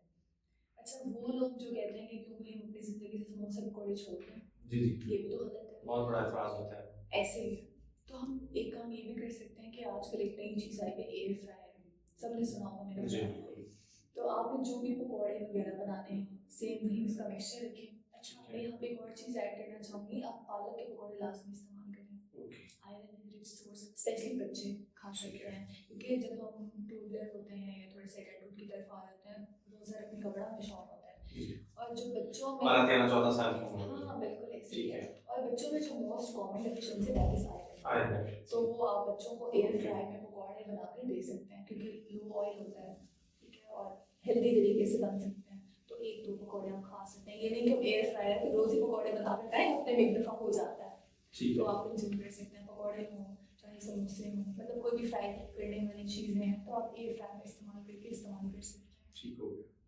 अच्छा, इसमें अमूमी तौर पे हमारे यहाँ सिर्फ ये समझा जाता है कि जो आप ऑयल यूज़ कर रहे हैं वो आपकी सेहत के लिए नुकसानदेह है, तो जो आप एयर फ्रायर से आपने उसको रिप्लेस कर दिया है ऑयल को, तो फिर आपने भी जैसे कहा कि हफ्ते में एक आधा दिन, तो हम डेली उसको क्यों नहीं यूज़ कर सकते? ऑडियंस के लिए यहाँ पे एक्सप्लेन ये कर दें कि हमारे पकौड़ों के जो बाकी इंग्रेडिएंट्स फॉर एग्जाम्पल आलू है उसमें, ठीक है, बेसन है, वो हमारी हेल्थ के वाले से उसमें प्रोटीन्स हैं, कार्ब्स हैं, ठीक है, तो उसको प्लीज एक्सप्लेन कर दें ताकि क्लियर हो जाए। जी जी, सिर्फ वही बात आ गई, कैलोरीज मैटर करते हैं, पोर्शन मैटर करते हैं। अब देखिए आप मोस्टली पोर्शन जा रहा है कार्बोहाइड्रेट का, 3-4 समोसे खा लें और पकौड़े खा लें, पेट फुल हो गया, बेचारे प्रोटीन कहाँ से जाएगी, बेचारे हमारी जो गुड फैट्स हैं वो कहाँ से आएंगे, तो इसलिए पोर्शन और कैलोरीज बहुत ज़्यादा मैटर करते हैं, इसलिए हेल्दी चीज़ों की सिलेक्शन करें, वेट मैनेजमेंट रहें, स्किन खराब ना हो ठीक और है। रमज़ान भी हमारा सुकून से गुजर जाए। खाएं लेकिन पोर्शन कंट्रोल करके हफ्ते में 1-2 दफ़ा खा लें इंसान,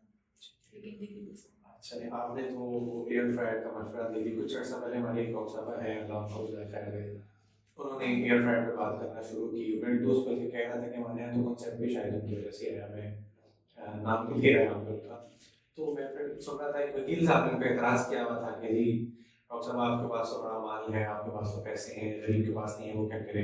तो उन्होंने एक एग्जाम्पल उसमें कोट की कि जी एक मलका एक जगह पे निकली शहर में, तो लोग बेचारे शोर शराबे में थे, घबरा रहे थे। तो उसने पूछा क्या हुआ, देखिए जी इनको इनका रोटी का मसला है, रोटी नहीं मिल रही। अगर क्या मसला है, रोटी नहीं मिल रही तो बिस्किट खा लें।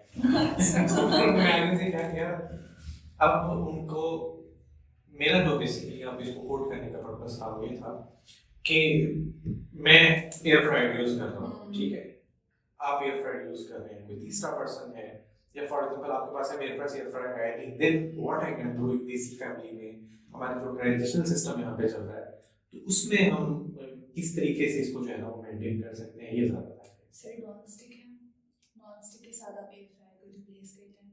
ओके, बेसिकली एयर फ्रायर का मतलब क्या है कि बगैर ऑयल में चीज़ें पकना, ठीक है, लगे ना, चिपके ना, ठीक है, सिमिलरली आप इसको स्विच कर लो नॉन स्टिक के साथ, विदाउट ऑयल पानी में बन जाता है आजकल। तो मेरा ख्याल है, if I am not wrong, poached egg कहते हैं शायद, Okay. अगर अल्फाज मेरा गलत इस्तेमाल करें तो माजरत। सिर्फ वो जो अंडा है वो पानी में बनता होता है, ठीक है, मतलब आप पानी के अंदर अंडे को फ्राई कर सकते हैं, सिर्फ नॉन स्टिक बर्तन के अंदर इस्तेमाल करें। तो हमारा मेन मकसद यही है कि ऑयल को कम इस्तेमाल करें, चाहे वो एयर फ्रायर चाहे वो नॉन स्टिक है। नॉन स्टिक बेसिकली इस तरह के बर्तन हमारे पास आना शुरू हो गए। जरूर देखें, मैं ऑडियंस के लिए एक चीज़ क्लियर कर दूँ, बहुत सारी चीज़ें आज मेरे लिए ऐसी हैं जो मैं पहली दफ़ा सुन रहा हूँ, तो मैं इसलिए ये चाह रहा हूँ कि मैं नॉन स्टिक को भी थोड़ा सा एक्सप्लेन कर दूँ। हमारे पास नॉर्मल घरों के बर्तन हैं कि जिनमें हम कम ऑयल में भी खाना बना सकते हैं, ठीक है। इवन मैंने खुद कई मरतबा ज़ीरो ऑयल में पका हुआ चिकन खाया, और क्या उसका टेस्ट था कि मैं उसको अभी यहाँ पे एक्सप्लेन नहीं कर पाऊँ। फिर उसको वो मैरिनेट करते हैं दही के अंदर, यogurt में मैरिनेट किया, उसमें थोड़े बहुत लाइट मसाला वगैरह डाल के, तो उसी की जो भाप बन रही होती है उसी के अंदर उसको पकाया जाता है, और माइंड ब्लोइंग टेस्ट होता है उसका। तो इस तरीके से उन चीज़ों को, इवन मैंने एक जगह पे देखा कि जी हम आपको पिज़्ज़ा जो है बगैर ओवन के, बगैर तवे के गर्म करके दिखाते हैं, ये आप क्या वो कर रहे हैं। तो उन्होंने एक पतीले के अंदर वो स्टिक्स रख के नीचे को पानी वो करके ऊपर, उसके ऊपर पिज़्ज़ा को रखा, और साइड पे जो है ना उधर से जो भाप निकल रही थी उसके जरिए से उसको उन्होंने गर्म किया। तो शायद उसमें वो बेकिंग टर्मिनोलॉजी है कुछ इस तरह का था, क्योंकि मेरी तो स्पेशलिटी नहीं है ना कुकिंग की ना खवातीन को बहुत पता होगा। तो इस मतलब ये है कि रमजान में हम जो घर में चीज़ें बना रहे हैं, हम इस तरीके से भी अपने बच्चों के लिए उसको जो है वो सेहतयाब बना रहे हैं। मैंने आज टॉपिक पढ़ाया एनीमिया का, आयरन डेफिशिएंसी, और ये सारे जो उसमें मामला हैं। तो जैसे आपने भी बात की कि पकौड़ों में पालक है, पालक के जरिए से भी बहुत सारे ऑडियंस मेरे समेत शायद ऐसे उनको पता लगे जी इससे जो है ना रमजान में अपनी इस डेफिशिएंसीज को भी पूरा कर सकते हैं। ठीक हो गया, सॉरी यार, क्वेश्चन मैंने आपसे करना था तो मैं खुद ही एक्सप्लेन करने लगा। अच्छा, ये बताइएगा कि इसके साथ साथ रमजान में हम जो ड्रिंक्स भी यूज़ कर रहे हैं, सॉफ्ट ड्रिंक्स जैसे हमारे पास आती हैं, कोक है, इवन मैंने तो बहुत सारी इफ्तार पार्टीज इस तरह की अटेंड भी की जिसमें पिज़्ज़ा भी सामने पड़ा होता है, कोक भी होती है, और बुफे लगा हुआ होता है एक तरफ से, वो 50 डिशें आखिर तक है, मतलब टेस्ट करते करते भी जो है ना उसकी बस हो जाती है। तो यहाँ पे सॉफ्ट ड्रिंक्स का अल्टरनेट क्या चाहे हम इस टाइम में यूज कर सकते हैं, या इसके बारे में क्या कॉन्सेप्ट है? नहीं सर, सॉफ्ट ड्रिंक की वही बात आ गई, रिप्लेस करते हैं इसको आप मिंट मार्गरीटा के साथ। चलिए आप लोगों की ज़बान में बता देते हैं, पुदीने वाला पानी बना के दिया, ठीक है, मिंट मार्गरीटा जी, कोकोनट वाटर बता दिया, इसके अलावा नींबू पानी मैंने आपको बता दिया। ठीक है, ये 3 ड्रिंक्स हो गई है बेसिकली इसमें। नंबर 1 इसमें हमारे पास आपने कोकोनट नारियल का पानी, तीसरे पे जो है लेमन स्ट्रिंग जिसको हमारे यहाँ बहुत आम है, ये हमारा लोकल ओआरएस के तौर पे इसको इलेक्ट्रोलाइट इम्बैलेंसमेंट के लिए यूज करते हैं। और तीसरे नंबर पे मिंट मार्गरीटा के आप जो है वो पुदीने का पानी उसको मिक्स करते हैं। उसमें भी तो कोल्ड ड्रिंक थोड़ी बहुत स्प्राइट इंपॉर्टेंट होता है सिर्फ just for the sake of flavour. अब कुछ लोग तो बनाते ही स्प्राइट के अंदर है ना, मतलब किसी भी सोडा के। हाँ, मैं इसीलिए चूंकि हमारे हम मौसम में हरकत करते हैं तो मैं इसलिए थोड़ा सा इस पे टॉक नहीं अक्सर लोग इसके बगैर भी इसको कर सकते हैं, थोड़ा सा फ्लेवर के लिए ऐड कर लें कि जायका आ जाए, ये भी ना लगे खाली पानी के साथ पुदीना पी रहे हैं। काला नमक ऐड कर लें, लीमू थोड़ा सा ठीक निचोड़ है। लें, पानी और पुदीना, बहुत अच्छा बनता है। अच्छा, फ्रेश जूस का क्या कॉन्सेप्ट है? फॉर एग्जांपल आजकल गाजर का जूस बड़ा है, काम है, चुकंदर है, ठीक है। Sir basically fresh fruit juice एक मोस्ट कॉमन जूस है जो हम पेशेंट्स को रिकमेंड करते हैं हेल्दी ग्लोइंग स्किन के लिए भी, एनीमिया को ट्रीट करने के लिए भी। Okay that is ABC juice, okay यानी एप्पल, बीटरूट और कैरेट जूस।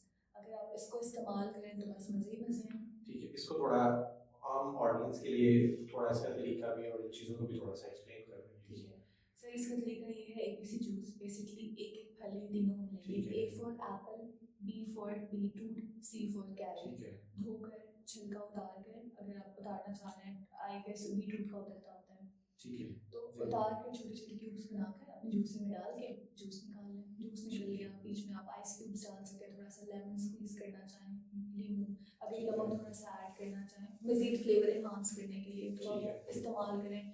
कैरोटीनॉइड है उसके अंदर, विटामिन C है, फाइबर भी हमें मिल रहा है, आयरन भी हमें मिल रहा है, तो मतलब एक प्रॉपर मज़ेदार सा, एक स्किन ग्लो करने के लिए भी बता दिया मैंने आपको तरीका, ठीक और है। आयरन को मैनेज करने के लिए बता दिया। तो सही है कि आपको अंदर से एक फीलिंग ऑफ फुलनेस और अच्छी फील देगा कि हमने पी लिया, चले कोई बात नहीं, ड्रिंक्स नहीं पी तो कुछ अच्छी चीज़ हमारे अंदर चलेगी, क्रेविंग आगे सेटिस्फाई हो गई, ठीक है। हेल्थ भी हमारे मैनेज हो गई और क्रेविंग्स भी सेटिस्फाई, दोनों चीजें से जो है Yes. हो जाएगी।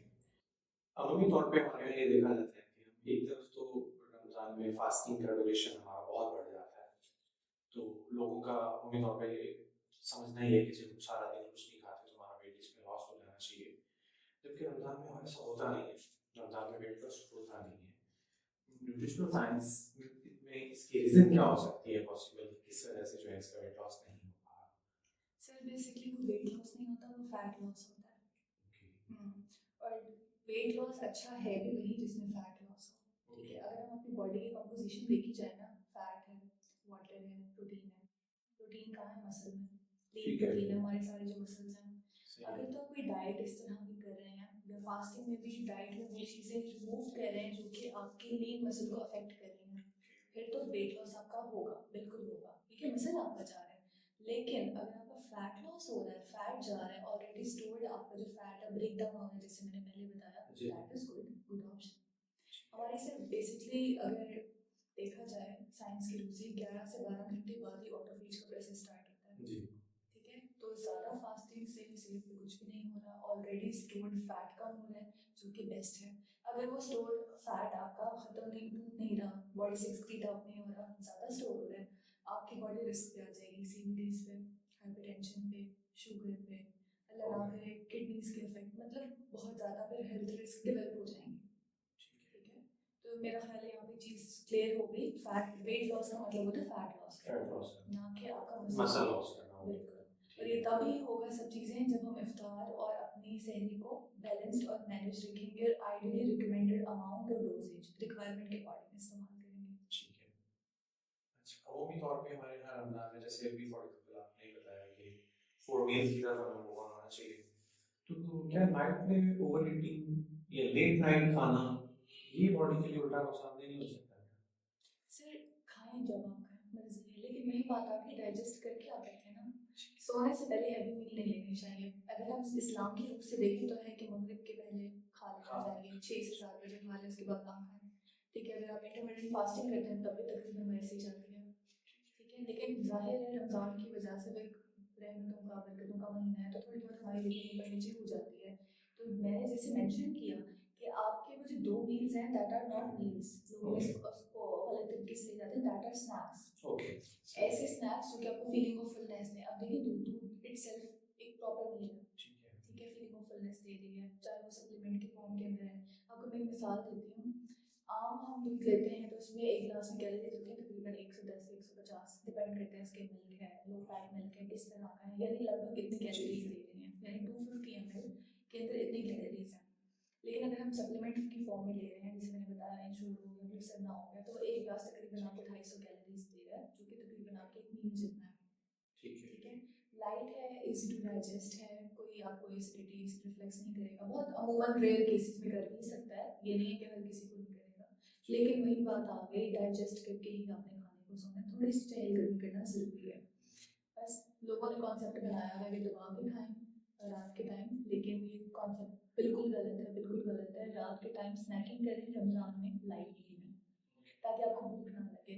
अगर देखें, अगर आपने खा लिया सोने से पहले बहुत ज़्यादा, फिर सुबह सहरी में भी तो खाना है ना, सारी मिसमैनेजमेंट हो जाएगी, then it leads to weight gain, then it leads to health concerns, फिर हम डॉक्टर्स के पास भाग रहे होते हैं। अच्छा, एक तो रमज़ान में भी गैस्ट्रो वालों के बड़े मजे हो जाते हैं। बिल्कुल ऐसे गैस्ट्रोएंटरोलॉजी की जो जानकारी रहती है, ऐसे ही स्पेशली ईद के फौरन बाद तो जो उनका होता है ना जी। सीजन। और दूसरा मैं तो कहती हूँ कि उनका कोई टाइम ही बड़ी ईद पे आता है।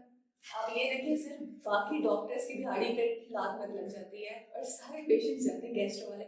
मिसमैनेजमेंट ऑफ फूड है, मिसमैनेजमेंट ऑफ टाइमिंग है, सही तरीके से नहीं खाते।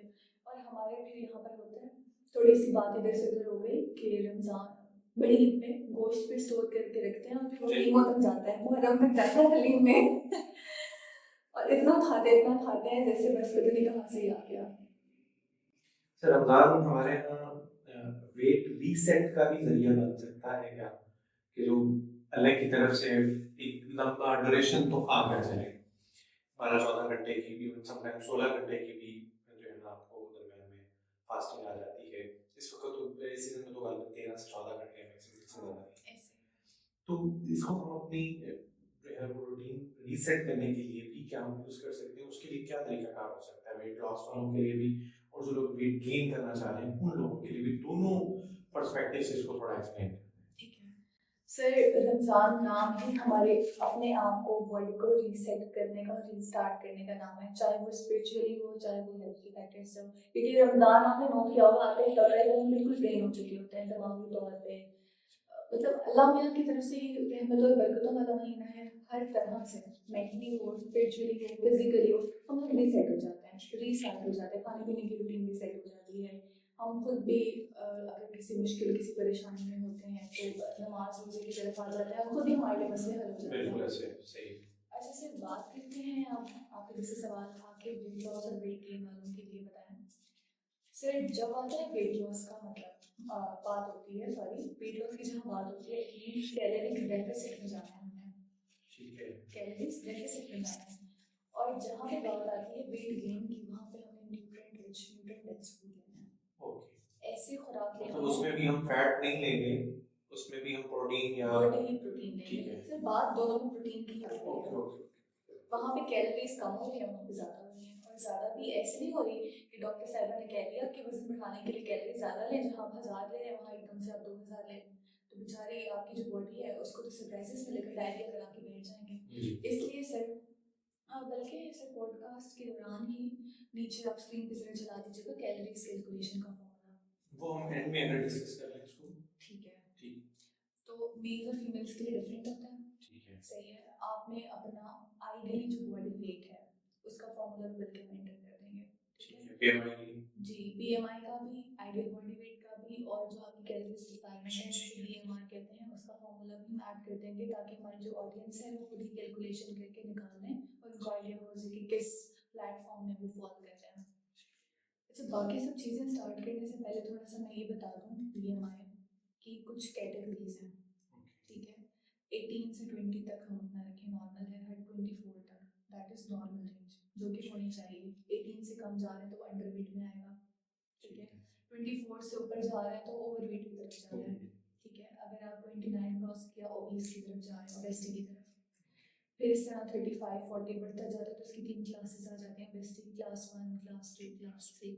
इसलिए आपने कोशिश करना है कि 18 से 22 के बीच में, अगर आप 24 पे भी रहेंगे ना तो फिर एक नंबर का तो है, थोड़ा सा आप चीज़ें ऊपर नीचे करेंगे तो फिर दूसरी कैटेगरी में आप फॉलो कर सकते हैं। मतलब जो मेरा पर्सपेक्टिव है, जो मैं अपने मरीजों को भी कहती हूँ कि आपने जो है 20 से 22 के बीच में रहना। अगर आप 18 पे चले गए, अल्लाह ना कोई हेल्थ कंसर्न हो गया, आपकी कुछ खाना पीना ऊपर नीचे हो गया, तो आप अंडरवेट में हो जाएंगे। अगर 14 तक आपका, 24 तक आपका आ रहा है, थोड़ा सा खाना पीना ऊपर नीचे हो गया, तो आप दूसरी क्लास में फॉल करेंगे। इसलिए फ्रॉम माय साइड जो मैं कहती हूँ वो ये है कि 20 से 22 के बीच में बीएमआई अपना रखें। अच्छा, दोबारा हम बात करते हैं कैलोरिक डेफिसिट। अब एक दफा सॉरी मैं आपको वो कर रहा हूँ, बॉडी मास इंडेक्स को थोड़ा एलाबोरेट करके उसकी कैलकुलेशन को थोड़ा सा वो कर दे तो हम साथ जो है ना ऑडियंस के लिए वो फायदा हो जाएगा। स्क्रीन पे भी जो है ना साथ आपके सामने आ रही है, उसको थोड़ा सा एक्सप्लेन करें। Sir body mass index basically हमारी बॉडी के वेट के अकॉर्डिंग इंडेक्स बनाया हुआ है कि मिसाल के तौर पे अब मेरा हाइट और वेट के दोनों अकॉर्डिंग को हम इसमें include दोनों को करते हैं। देखते हैं, यानी आपकी बॉडी का weight over height metre square में होती है, ठीक है। उसके बाद जो वैल्यू निकलती है वो हमें बीएमआई चार्ट के अंदर देखना होता है कि आप किस कैटेगरी में फॉल करते हैं। ठीक है, जैसे मैं आपको अपना बता दूं कि मेरी हाइट है 5'3", ठीक है, और मेरा वेट इस टाइम 54 से 55 के बीच में है, ठीक है, और ये मेरा आइडियल वेट है, ठीक है, बिल्कुल आइडियल वेट। और इसके अकॉर्डिंग मैं बीएमआई देखूं तो वो 22 के अराउंड आ रहा है, ओके, यानी 21.5 से 22 के बीच में आ रहा है, ठीक है। तो आपने अपना वेट रखना है जो कि अभी प्रेजेंट है, डिवाइडेड बाय आपकी हाइट, जो भी आपकी हाइट है मीटर स्क्वायर के अंदर रखनी है, और जो वैल्यू आएगी आपने उसको बीएमआई के चार्ट के अंदर से वेरी कर लेना है कि आप कौन सी रो में या कौन सी रेंज में फॉल कर रहे हैं। तो आपको आइडिया हो जाएगा कि आया कि मुझे कैलोरी डेफिसिट की तरफ जाना है, यानी वजन कम शेप की तरफ, या कैलोरी डेंस की तरफ जाना है कि हम वेट गेन करें अच्छी कैलोरीज खा के। हमारे पास जो ओपीडी में पेशेंट आते हैं तो बड़ी गूगल ने आसानी कर दी है कि हम उनकी इवन सेंटीमीटर में भी 150 160 सेंटीमीटर में भी उनकी जो हमारे पास स्केल है उसमें हाइट लेते हैं उसकी, ठीक है। या इवन कि मैंने देखा कुछ फार्मूलाज ऐसे भी है जिसमें आप जैसे आपने भी 5'3" बताया, इसमें भी वो वैल्यूज हैं, हम गूगल पे जाके क्लिक करते हैं अपना वेट, उसमें इवन पाउंड और केजी में भी उसकी जो शिफ्टिंग है वो भी दोनों उस पे आ जाती है। मैं आपको आपको तो सारी बात नॉलेज है, मैं इसलिए शेयर करूंगा ताकि ऑडियंस के लिए आसानी हो जाए। आप सिंपली जाके गूगल पे जो सर्च बार है उसमें लिखेंगे BMI कैलकुलेटर, वो करेंगे तो ओपन हो जाएगा, उसके अंदर आप अपना वेट अपनी हाइट जो है वो लिखें। समटाइम कुछ कैलकुलेटर ऐसे भी हैं जो एज की पूछते हैं, लेकिन इसमें ऐसा चीज का कुछ नहीं है। वो जो डेवलपर है उसने उसमें लिखा तो अपनी उम्र जो है, और इवन समटाइम मेल फीमेल का भी वो पूछते हैं, आप उसको करके क्लिक करेंगे तो आपके सामने आपकी जो बॉडी मास इंडेक्स है वो वैल्यू आ जाएगी। बाकी उनकी डिटेल आपको डॉक्टर साहब पहले जो है वो भी डिटेल बता चुके हैं। So please carry on. अच्छा सर, यहाँ से ही अब बीएमआई बताने का मतलब मकसद ये था कि फर्दर हमें कैलोरी डेफिसिट और कैलोरी डेंस को समझने में आसान हो। कैलोरी कैलकुलेशन को भी प्लीज फिर यहीं पे एक्सप्लेन कर दें। ठीक है सर, कैलोरी कैलकुलेशन की थोड़ा सा लेंथी फॉर्मूला है, Okay. ठीक है, मेल्स के लिए और फीमेल्स के लिए अलग है। उसके अंदर हमने अपनी एज डालनी है, वेट डालेंगे, हाइट डालेंगे, एट द एंड कैलकुलेट करके जो अमाउंट आ जाएगी ना, अब वो आपकी कैलोरी की रिक्वायरमेंट है। अच्छा, फर्दर हमने ना उसको एक चीज़ होती है एक्टिविटी फैक्टर। एक्टिविटी फैक्टर का मतलब ये है कि एक इंसान पूरे दिन के अंदर जो एक्टिविटी कर रहा है उसका भी प्रॉपर चार्ट है। सरेंडर लाइफस्टाइल में आ जाता है, एक्टिव है, एथलीट है, उनके भी उन्होंने हमें रेशियोज दिए हुए हैं। जो आप और हम जैसे लोग हैं अमूमन सेडेंटरी लाइफस्टाइल में आते हैं तो हमारा 1.1 1.2 एक्टिविटी फैक्टर होगा। अब जो हमने वो कैलकुलेशन की है, ठीक है, 66.5 करके एक फॉर्मूला है, लेंथी फॉर्मूला है, बात करूंगी तो बात पड़ जाएगी, स्क्रीन पे आ जाएगा। उसके अंदर अपने आपने जो डिवाइडेड चीज़ें हैं वो ऐड करनी है, वो ऐड करने के बाद जो आंसर आएगा उसको मल्टीप्लाई बाय 1.1 या 1.2 कर देना है।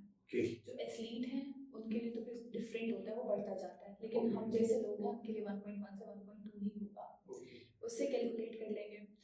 जो वहाँ पे जो अमाउंट आएगी, जो नंबर्स आएंगे, that is your calorie requirement, ठीक है। अगर तो सर आप अब एक और चीज़ मैं यहाँ पे बताना चाहूँगी। अच्छा, इसके अंदर जो आपने अपना वेट डालेंगे दैट इज आइडियल वेट। मान लो अगर आपने ये नहीं करना कि आप अपना अभी वाला वेट उसमें ऐड कर देंगे, आइडियल वेट ऐड करेंगे तो उसमें कैलोरीज आपकी आएंगी जो आपकी बॉडी के रिक्वायरमेंट के मुताबिक है। आइडियल वेट का फॉर्मूला भी सिर्फ बता देंगे, स्क्रीन पे शो कर देंगे, ठीक है। पहले आपने बीएमआई निकालना है, फिर आपने अपना आइडियल वेट निकालना है। आइडियल वेट वाला जो वेट है ना वो आपने बीएमआर के फॉर्मूले में ऐड करना है।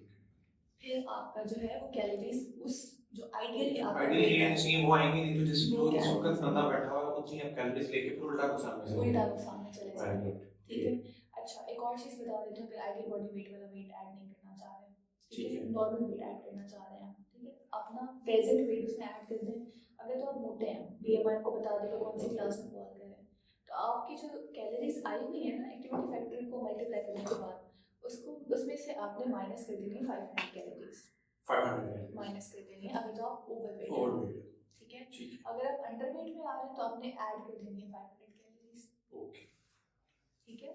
आपने 500 कैलोरीज ऐड तब करनी है जब आपका वजन कम है और आप बढ़ाना चाह रहे हैं, और 500 कैलोरीज आपने तब माइनस करनी है जब आपका वजन बढ़ा हुआ और आप कम करना चाह रहे हैं। फिर जो सर वो कैलोरीज आ रही हैं, मिसाल के तौर पे वो कैलोरीज आ जाती हैं 1300, आपने इसको इवन नंबर के बीच में रखना है, ठीक है। नहीं, आप लिखेंगे 1200 से 1400, उसके बीच में अपनी कैलोरीज आप लें। मिसाल के तौर पे कोई वेट गेन करना चाह रहा है, उसकी कैलोरीज बन रही हैं 1750, ठीक है, तो वो अपनी तकरीबन कैलोरीज रखे 1600 से 1800, ठीक है, या 1800 से 2000 भी कर सकता है। इनिशियली आपने थोड़ा थोड़ा करके खाना है, एकदम से कोई कैलोरी डेंस पे नहीं चले जाना कि आप जनाब फकियां बना के कर रहे हैं। आपने सुना होगा वेट गेन के लिए बहुत सारी हाँ, बहुत चीज़ें एकदम से खाना स्टार्ट कर देते हैं, ऐसा कुछ नहीं करना, ठीक है। आपने स्लो स्लो पैटर्न लेकर चलना है, आहिस्ता आहिस्ता बॉडी को आदत डलवानी है, साथ सप्लीमेंट्स भी ऐड करने हैं ताकि आपको भूख लगे। हो सकता है किसी वजह से आपको भूख नहीं लग रही, कोई मेडिकल कंडीशन हो सकता है, कोई स्ट्रेस फैक्टर हो सकता है, किसी वजह से वेट लॉस हुआ है, तो आपने कोई भूख का सिरप, ये टैबलेट बी कॉम्प्लेक्स के भी टैबलेट ले लें। अगर एडल्ट हैं तो, बच्चे हैं तो भूख का सिरप डिफरेंट ब्रांड नेम के आए हुए हैं, आपको मैं बता देती हूँ, मिसाल दे देती हूँ। एक लाइसोबिट सिरप आता है, वो आप पिलाएं दिन में 3 दफ़ा, खाने से आता है 10 मिनट पहले, आधा घंटा पहले या 10 मिनट पहले 1 चम्मच देते हैं। बच्चा है तो 1 दफ़ा दें, थोड़ा सा बड़ा है 2 दफ़ा, एडल्ट है 3 दफ़ा दें, ठीक है। तो आप ये सप्लीमेंट लें, भूख लगना भी स्टार्ट होगी, फिर आपका ईटिंग पैटर्न भी ठीक हो जाएगा, ठीक है। अच्छा, यहाँ पे मैं एक और चीज़ भी बताऊँगी, लोग कहते हैं कि वज़न कम करने के लिए भी हमें दवाई लें, ठीक है, आजकल बड़े इंजेक्शंस भी आए हैं, इंजेक्शंस लगा रहे हैं। अब हम थोड़ा उसके डिटेल में चले जाएंगे तो बात बहुत ज़्यादा लंबी हो जाएगी। दोनों एट द एंड अगर देखा जाए, चाहे वो इंजेक्शंस हैं, चाहे वो आपका कोई अनाखरी सर्जिकल प्रोसीजर है जिसमें गैस्ट्रिक बलूनिंग आ जाता है, गैस्ट्रिक बाईपास आ जाता है, सिर्फ वो इसलिए करा रहे हैं कि आपका वजन कम हो, ये सब चीज़ें एट द एंड आ जाती हैं कैलोरी डेफिसिट पे, कम खाने पे। इन सब को करने से अच्छा है कि आप इसको बंद कर दें, जो कि बहुत मुश्किल है, लेकिन करना पड़ता है, सिर्फ ख़वातीन कर लेती हैं ख़वातीन कर लेती हैं जिनको वेट मैनेजमेंट चाहिए होती है, ठीक है। इसको थोड़ा सा बंद कर दें, ये भी नहीं है कि इसको बंद करने का मतलब है कुछ भी ना खाएं, वही बात आ गई, अपने कैलोरीज के अंदर रहें, अपने पोर्शन के अंदर रहें और हेल्दी मील चॉइसेस करें, हेल्दी चॉइसेस करें फूड की, वेट मैनेज रहेगा आपका। सर रमज़ान मुबारक में आके चूँकि हमारा जो सारे दिन का स्केड्यूल होता है उसमें वाटर इनटेक हमारी ख़त्म हो जाती है, तो डिहाइड्रेशन के बहुत सारे चांसेस जो है ना होते हैं और अक्सर लोगों में हो भी जाते हैं। तो इसमें हाइड्रेशन को कैसे अचीव किया जा सकता है, बॉडी की रिक्वायर्ड यहाँ पे ब्लड रिक्वायरमेंट, उसकी वाटर रिक्वायरमेंट क्या है, इसको प्लीज एक्सप्लेन कीजिए। ठीक है सर, रमज़ान में हमें सहरी से लेकर इफ्तार तक, या आप इसको उल्टा कर लें क्योंकि इफ्तार में हमने रोज़ा खोलना है, इफ्तार से लेकर सहरी तक आपने 2 लीटर से 2.5 लीटर यानी 2 लीटर से 2.5 लीटर पानी लाजमी पीना, जिससे आपको जो सिम्टम्स देखिए क्या क्या होंगे। रोज़ा रखते हैं हम कहते हैं सर में दर्द है, अब वो हाइपोग्लाइसेमिया तो होता ही होता है, लेकिन डिहाइड्रेशन की वजह से भी सर में दर्द होता है, बॉडी में क्रैम्प्स शुरू हो जाते हैं, बीपी डाउन हो जाता है, even dehydration can lead to constipation भी, जी कब्ज़ का मसला भी हो जाता है डिहाइड्रेशन से, क्योंकि लार्ज, अगर हम थोड़ा थ्योरी में जाएं तो लार्ज इंटेस्टाइन रीअब्जॉर्प्शन करता है सब चीज़ों की, प्रिजर्व करता रहेगा तो उसकी वजह से ठीक है। अच्छा, तो अब इन सब चीज़ों, चारों चीज़ों को ख़त्म करने के लिए अपने डिहाइड्रेशन को कैसे मेंटेन करना है, 2 लीटर से 2.5 लीटर आप पानी कंज्यूम करें। दूसरा, आपको मशरूबात मैंने बता दी हैं, कोकोनट वाटर लें, लाइम वाटर लें, मिंट वाटर भी बना कर ले सकते हैं। अच्छा, एक और चीज़ लोगों ने मिसकॉन्सेप्ट बनाया हुआ है कि ORS हमें तब लेने जब हमें डायरिया हो, बहुत बहुत मिसकॉन्सेप्ट है, हालांकि बड़े जबरदस्त है और इलेक्ट्रोलाइट इम्बैलेंस के लिए ऐसा ही है, बड़ी अच्छी चीज़ है। गर्मियों में हर कोई पी सकता है क्योंकि हमारा बॉडी जो है बहुत ज़्यादा वाटर निकाल रही है, स्वेटिंग भी हो रही है, यूरिनेशन भी हो रही है, ठीक है। कोई अलग मेडिकल रीजंस भी हो सकती है, इवन कि मैं अपने पेशेंट्स को कहती हूँ आप वॉक या एक्सरसाइज करने जा रहे हैं ना, नेचुरल ORS बना लें, नहीं तो ORS की बोतल पूरे दिन में कंप्लीट कर लें। इवन कि मैं भी, जब मुझे लगता है कि मेरी बॉडी बहुत लेथार्जिक हो रही है, खा पी ठीक नहीं रही, या पानी का इंटेक सर्दी में वैसे कम हो जाता है, तो मैं खुद भी ORS पी लेती हूँ। तो ये मिसकॉन्सेप्ट में चले आज क्लियर हो गया कि ORS जरूरी नहीं कि सिर्फ डायरिया में पिया जाए, ORS आपके इलेक्ट्रोलाइट मैनेज करने के लिए कभी भी पिया जा सकता है, रमजान में भी पिया जा सकता है, वॉक एक्सरसाइज के दौरान कभी भी ले सकते हैं। मैं ऑडियंस को ज़रा थोड़ा सा ये क्लैरिफाई कर दूँ कि ORS बेसिकली अगर सादा लफ्ज़ों में तो नूनकोल को कहा जाता है। ये हमारे पास 20-25 रुपए की जो है ना नॉर्मली आपके जनरल जो आपके सिटी में मेडिकल स्टोर्स हैं हर जगह अवेलेबल होते हैं, उसको लें, बॉटल के अंदर डालें, उसको रेगुलर यूज़ करते रहें। और अमूमी तौर पे हमें हर जगह पे कॉन्स्टिपेशन के पेशेंट्स जो हैं वो नज़र आते हैं, तो वाटर इनटेक और इलेक्ट्रोलाइट इम्बैलेंसमेंट में इसका आपको बहुत फ़ायदा होने वाला है। तो डेली डिहाइड्रेशन के जो साइंस हैं इसको थोड़ा सा प्लीज एक्सप्लेन कीजिएगा। आपने नो डाउट अभी बताए हैं, लेकिन ऑडियंस के लिए थोड़ा इसको प्लीज एक्सप्लेन कर दें। डिहाइड्रेशन के हमारे पास 4 मोस्ट कॉमन सिम्टम्स आते हैं। ऐसे तो बहुत सारे सिम्टम्स हैं, लेकिन हम मोस्ट कॉमन बात करेंगे जो रमज़ान में हमें फेस करने को मिलते हैं। That is low blood pressure, headache, constipation और डिस्ट्रेस। ये 4 सिम्टम्स हैं। जब आपको फील हो तो आपने बस ORS बना लेना है, जो तरीका मैंने आपको बताया है, मतलब सॉरी बताया है आपने कि 1 लीटर पानी की बोतल में साशे डाल के ले लेना है, या आप खुद से भी बना सकते हैं। शिकंजवी नेचुरल इलेक्ट्रोलाइट है। इसके अलावा बस पानी का इंटेक बेहतर रखें। इफ्तार से सहरी के बीच में 2 से 2.5 लीटर्स कंज्यूम करें। इंशाल्लाह अल्लाह ने चाहा तो डिहाइड्रेशन बिल्कुल भी नहीं होगी।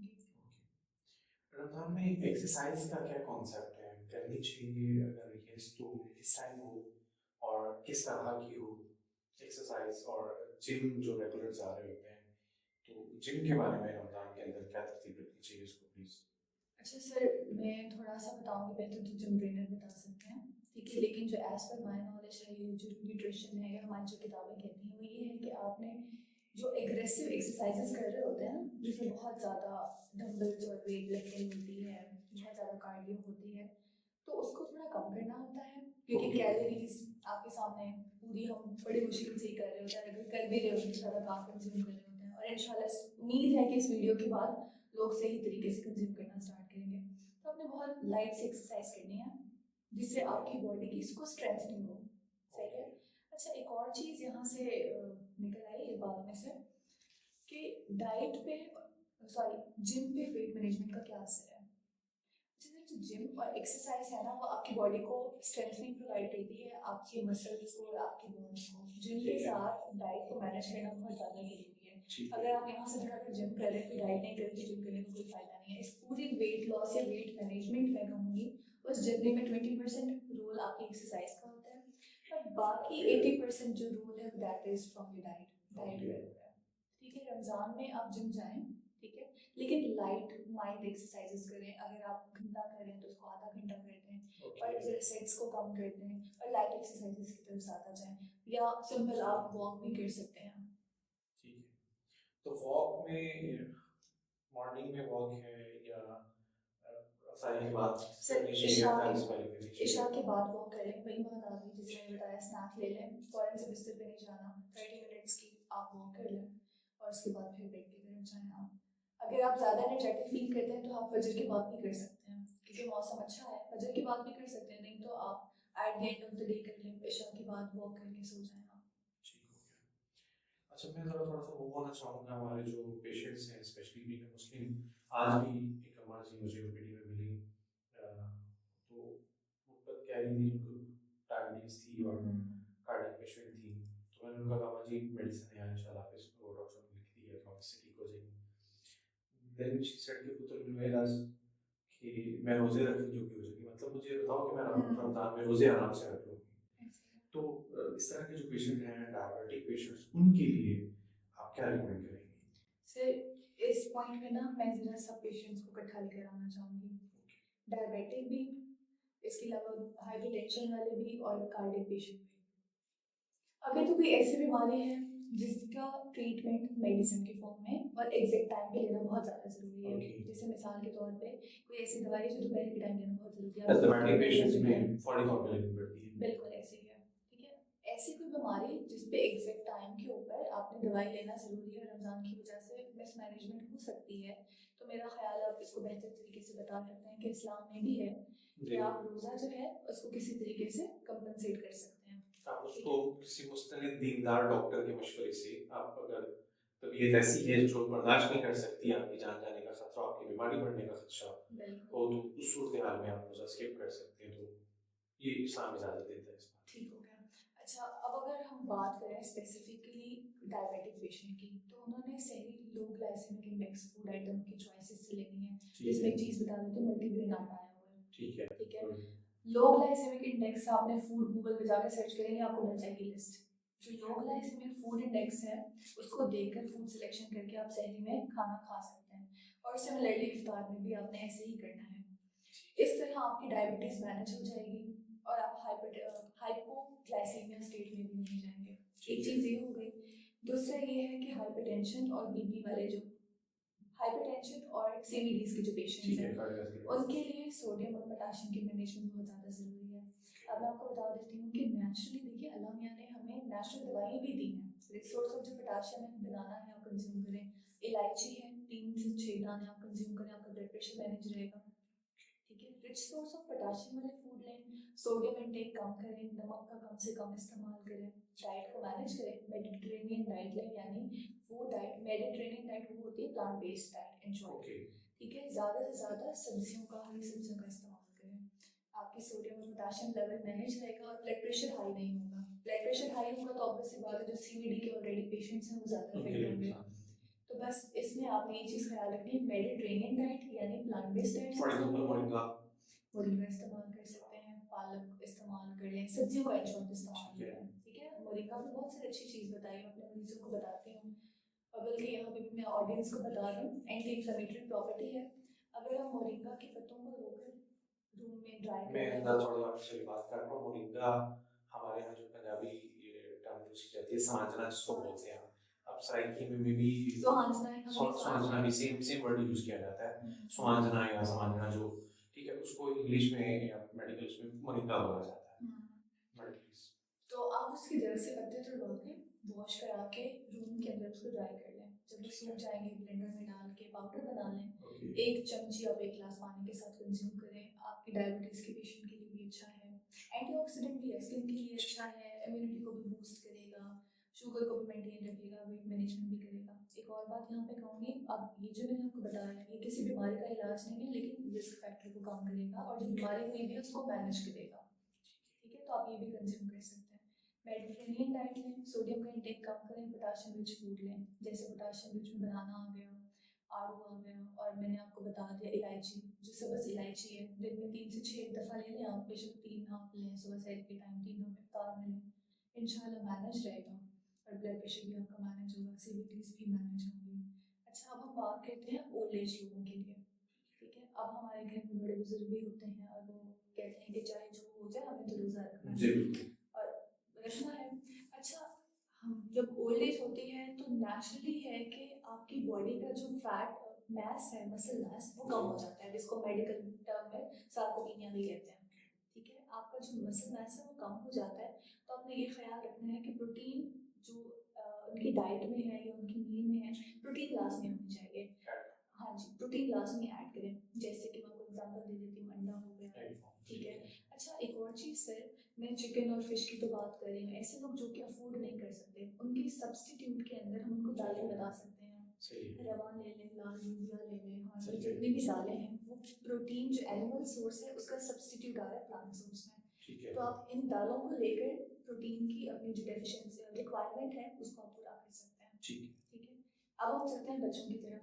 बच्चों में जी माशाल्लाह बच्चों को बड़ा शौक होता है कि रमज़ान आए हम रोज़ा रखें। तो बच्चों में ना जो मोस्ट कॉमन डेफिशिएंसी आ रही है न्यूट्रिशनल डेफिशिएंसी की, अगर हम बात करें तो दैट इज आयरन डेफिशिएंसी, चाहे वो बच्ची हो चाहे वो बच्चे हो।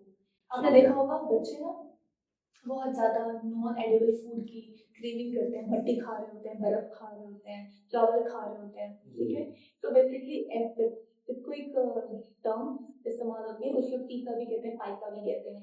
ठीक है, इसका मतलब ये टर्म उन लोगों के लिए इस्तेमाल की जा रही है, उन बच्चों के लिए जो कि non edible food item consume करते हैं। जब आप किसी को इस तरह की non edible food item consume करते हुए देखें तो आप ये ज़रूर देखिएगा कि वो बंदा एनीमिक होगा या आयरन डेफिशिएंट होगा। ठीक है, और बच्चों में ये चीज़ बहुत ज़्यादा कॉमन होती है, तो बच्चों में आपने बहुत ख्याल करना है कि प्रोटीन इंटेक कितना अच्छा हो, दूसरा ये आयरन रिच फूड आइटम ज़रूर देने हैं। और आयरन किस में होता है, हमारे पास जितने भी ग्रीन लीफी वेजिटेबल हैं, पत्ते वाली सब्जी है, पालक हो गया, साग हो गया, ठीक है, हमारे पास लेटस हो गई, ग्रीन लीफी वेजिटेबल का इस्तेमाल करें, दालों का, नट्स का, चिकन, बीफ, मटन, इन सब चीज़ों का इस्तेमाल करें। इंशाल्लाह इनका एनीमिया भी मैनेज रहेगा और वेट लॉस भी नहीं होगा, बच्चों की हेल्थ भी मैनेज रहेगी। और अगर किसी ने करना हो weight gain then what? Sir weight gain की अगर किसी ने वेट गेन करना है तो वही सारी कैलकुलेशंस करें, 500 कैलोरीज ऐड करें।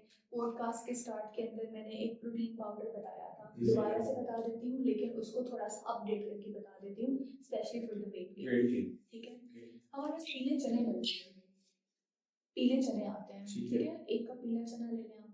सही और है। उसके साथ थोड़ा सा फ्लेवर को इन्हांस करने के लिए 1 चम्मच कोको पाउडर ले लें, थोड़ी सी इलायची ऐड कर लें, नट्स डालें, सीड्स ऐड करें, हम वजन सब चीज़ें ले लें, ब्लेंड करके पाउडर बना के रख लें। 1 चम्मच या 2 चम्मच 1 गिलास दूध में डाल के दें। नेचुरल सोर्स है प्रोटीन का, प्रोटीन पाउडर बन गया वेट लॉस वेट गेन के लिए। और दोबारा से मैं यहाँ पे मेंशन करना चाहूँगी कि कोई भी कंडीशन की वजह से भूख नहीं लग सकती आपको, ठीक ठीक है। है। तो आपने एपेटाइट इंड्यूस करने के लिए आउटर सोर्स से सिरप भी दे सकते हैं। ठीक एक है। सिरप मैंने मेंशन किया था लाइसोविट, वो जी, भी जी। बच्चों को दे सकते हैं। बच्चा है तो 1 चम्मच खाने से पहले दे दें, थोड़ा सा बड़ा है तो दिन में 2 दफ़ा दे दें, सही। एडल्ट ले रहे तो 3 दफ़ा ठीक दे है। दें।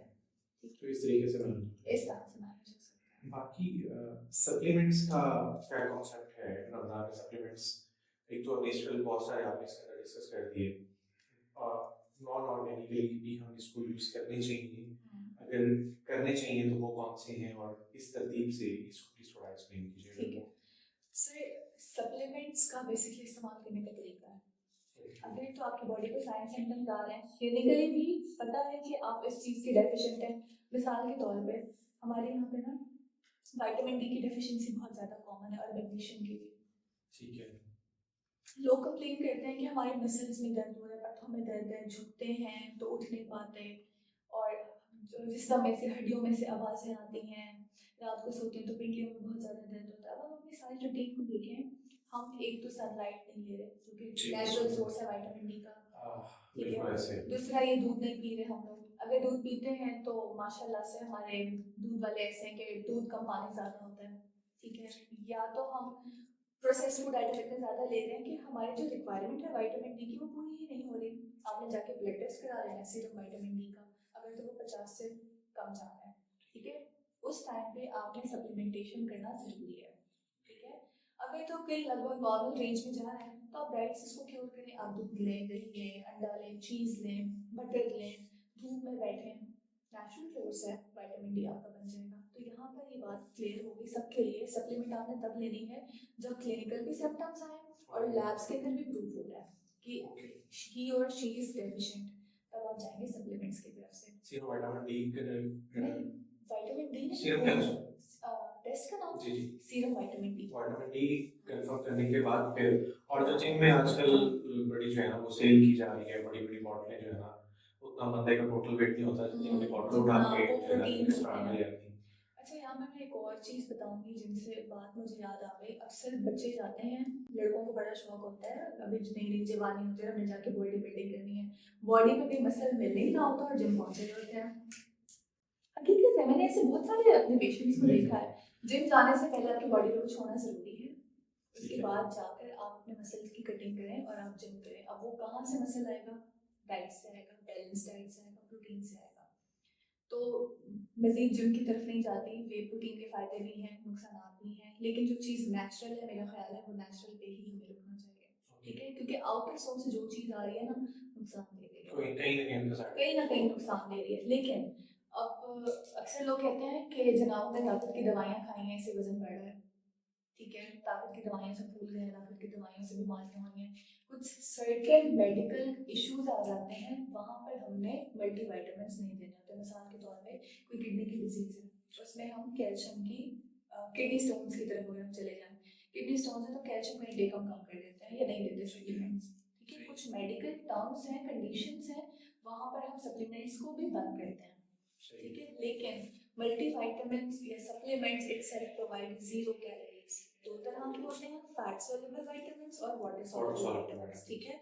जो फैट सोल्यूबल है हम उसको पानी के साथ ही लेते हैं, जो फैट सोल्यूबल है सिर्फ उनकी डाइजेशन और एब्जॉर्प्शन को बेहतर बनाने के लिए हम उनको कहते हैं कि मील्स के साथ ले रहे हैं, ठीक है। तो ये चीज़ यहाँ पे आज ये भी क्लियर हो गया कि मल्टीविटामिन इटसेल्फ प्रोवाइड 0 कैलोरीज। जैसे पानी हम पी रहे हैं ना, कोई हमें कैलोरीज नहीं दे रहा, वैसे सप्लीमेंट्स में हमें कोई कैलोरीज नहीं मिल रही। सप्लीमेंट मतलब न्यूट्रिशनल सप्लीमेंट जिसमें मल्टीविटामिन्स आ जाते हैं, ठीक है, सिर्फ मल्टीविटामिन्स की यहाँ पे मैंने बात की है।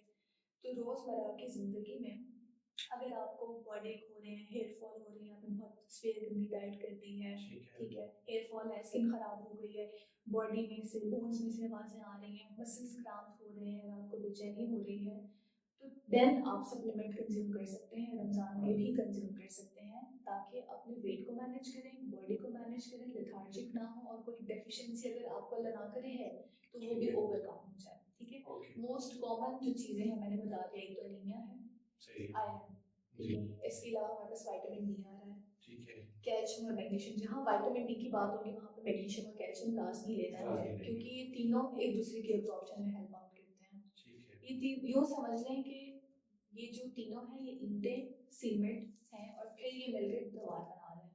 अकेले एक ईंट कुछ नहीं कर पाएगी। सही। ठीक है, ये तीनों मिलेंगी तो एक दीवार बनेगी। ठीक है, तो मैग्नीशियम, कैल्शियम कैल्शियम। और विटामिन डी, इन तीनों को आपने साथ लाजमी लेना है। कमर्शियली बहुत सारे प्रोडक्ट्स अवेलेबल हैं जो कि इस फॉर्मुलेशन में आ रहे हैं। वैसे तो K2 भी बहुत ज़्यादा ज़रूरी है। ठीक है। ठीक है, कमर्शियली आप देख लें जाकर, जो भी अच्छे ब्रांड्स हैं या इस फॉर्मुलेशन में आ रहा है तो एक टैबलेट रोजाना ले लें। ठीक हो गया। अल्लाह बहुत अच्छा ख्याल है। आपने बहुत सारे अपने, मेरा तो ख्याल है कि अपने इस पॉडकास्ट के देखने के बाद आपके पेशेंट्स इसलिए मार्क्स दिखा दिए, अपने क्लिनिकल एक्सपीरियंस आपने यहाँ पे बता दिए। पेशेंट जो है ना कल इसमें चक्कर में ओकेन्स देख के बाजार से चीज़ें लेते हैं और डॉक्टर साहब की भी ज़रूरत नहीं रही। अल्लाह को बहुत ज़्यादा ख्याल है। बहुत शुक्रिया आपके आने का, आपकी तशरीफ आने का। मैं आखिर में ये चाहूँगा कि आप थोड़ा सा अपने क्लिनिक के एड्रेस का थोड़ा सा बता दें, ताकि अगर आपसे कोई कंसल्ट करना चाहता है तो आपके कॉन्टैक्ट नंबर पे जो है वो रब्ता करके आपके अपॉइंटमेंट, आपकी टाइमिंग्स ऑन की वो प्लीज़ बता दें। ठीक है, सर मैं क्लिनिक करती हूँ इकबाल हॉस्पिटल नूर में, रोड भागलपुर में।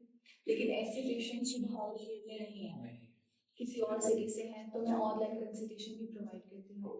मेरा नंबर स्क्रीन पे जी जी फॉलो हो जाएगा, क्लिनिक की लोकेशन भी आ जाएगी। दूसरे इंस्टाग्राम पे भी मैं अवेलेबल हूँ और मरहम कनेक्ट के ऊपर भी अवेलेबल हूँ। मरहम ऐप है ऑनलाइन कंसल्टेशन के लिए। आप बेशक मेरे नंबर पे मुझसे कांटेक्ट करके अपनी कंसल्टेशन बुक करा सकते हैं, हॉस्पिटल आके भी करा सकते हैं और थ्रू मरहम भी करा सकते हैं।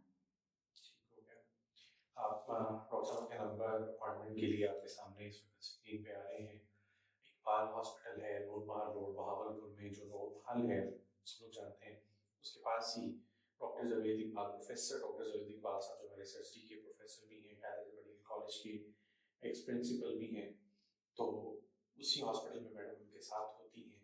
आपकी जो इश्यूज हैं, आपकी पैरों की ज़िंदगी को पुरसुकून बनाने के लिए आप चाहें डिस्कस करें, और मैं कोशिश करूँगा अगर हमारे रेफरेंस से जाएँ तो आपको मज़ीद अच्छे तरीके से फैसिलिटेट भी करेंगे इंशाल्लाह। और वैसे भी इनकी क्लिनिकल एक्सपर्टीज़ बहुत अच्छी हैं, पेशेंट के साथ बिल्कुल इस तरीके से डील करती है जैसे आप भी यहाँ पे फैमिली मेम्बर की तरह वहाँ पे नज़र आएंगी। तो आपका भी बहुत शुक्रिया हमारे इस पॉडकास्ट को देखने के लिए। दुआ है अल्लाह जल्ल शान हमारे इस रमज़ान को हमारी दुनिया और आखिरत दोनों के एतबार से इतना बेहतरीन तरीके से बनाए कि वो अल्लाह जल्ल शान के यहाँ कबूल हो जाए। असल तो कबूलियत अल्लाह के हाथ से है, यहाँ वाली सारी की सारी कोशिशें ये सारी उसी ज़ात को राज़ी करने के लिए हैं।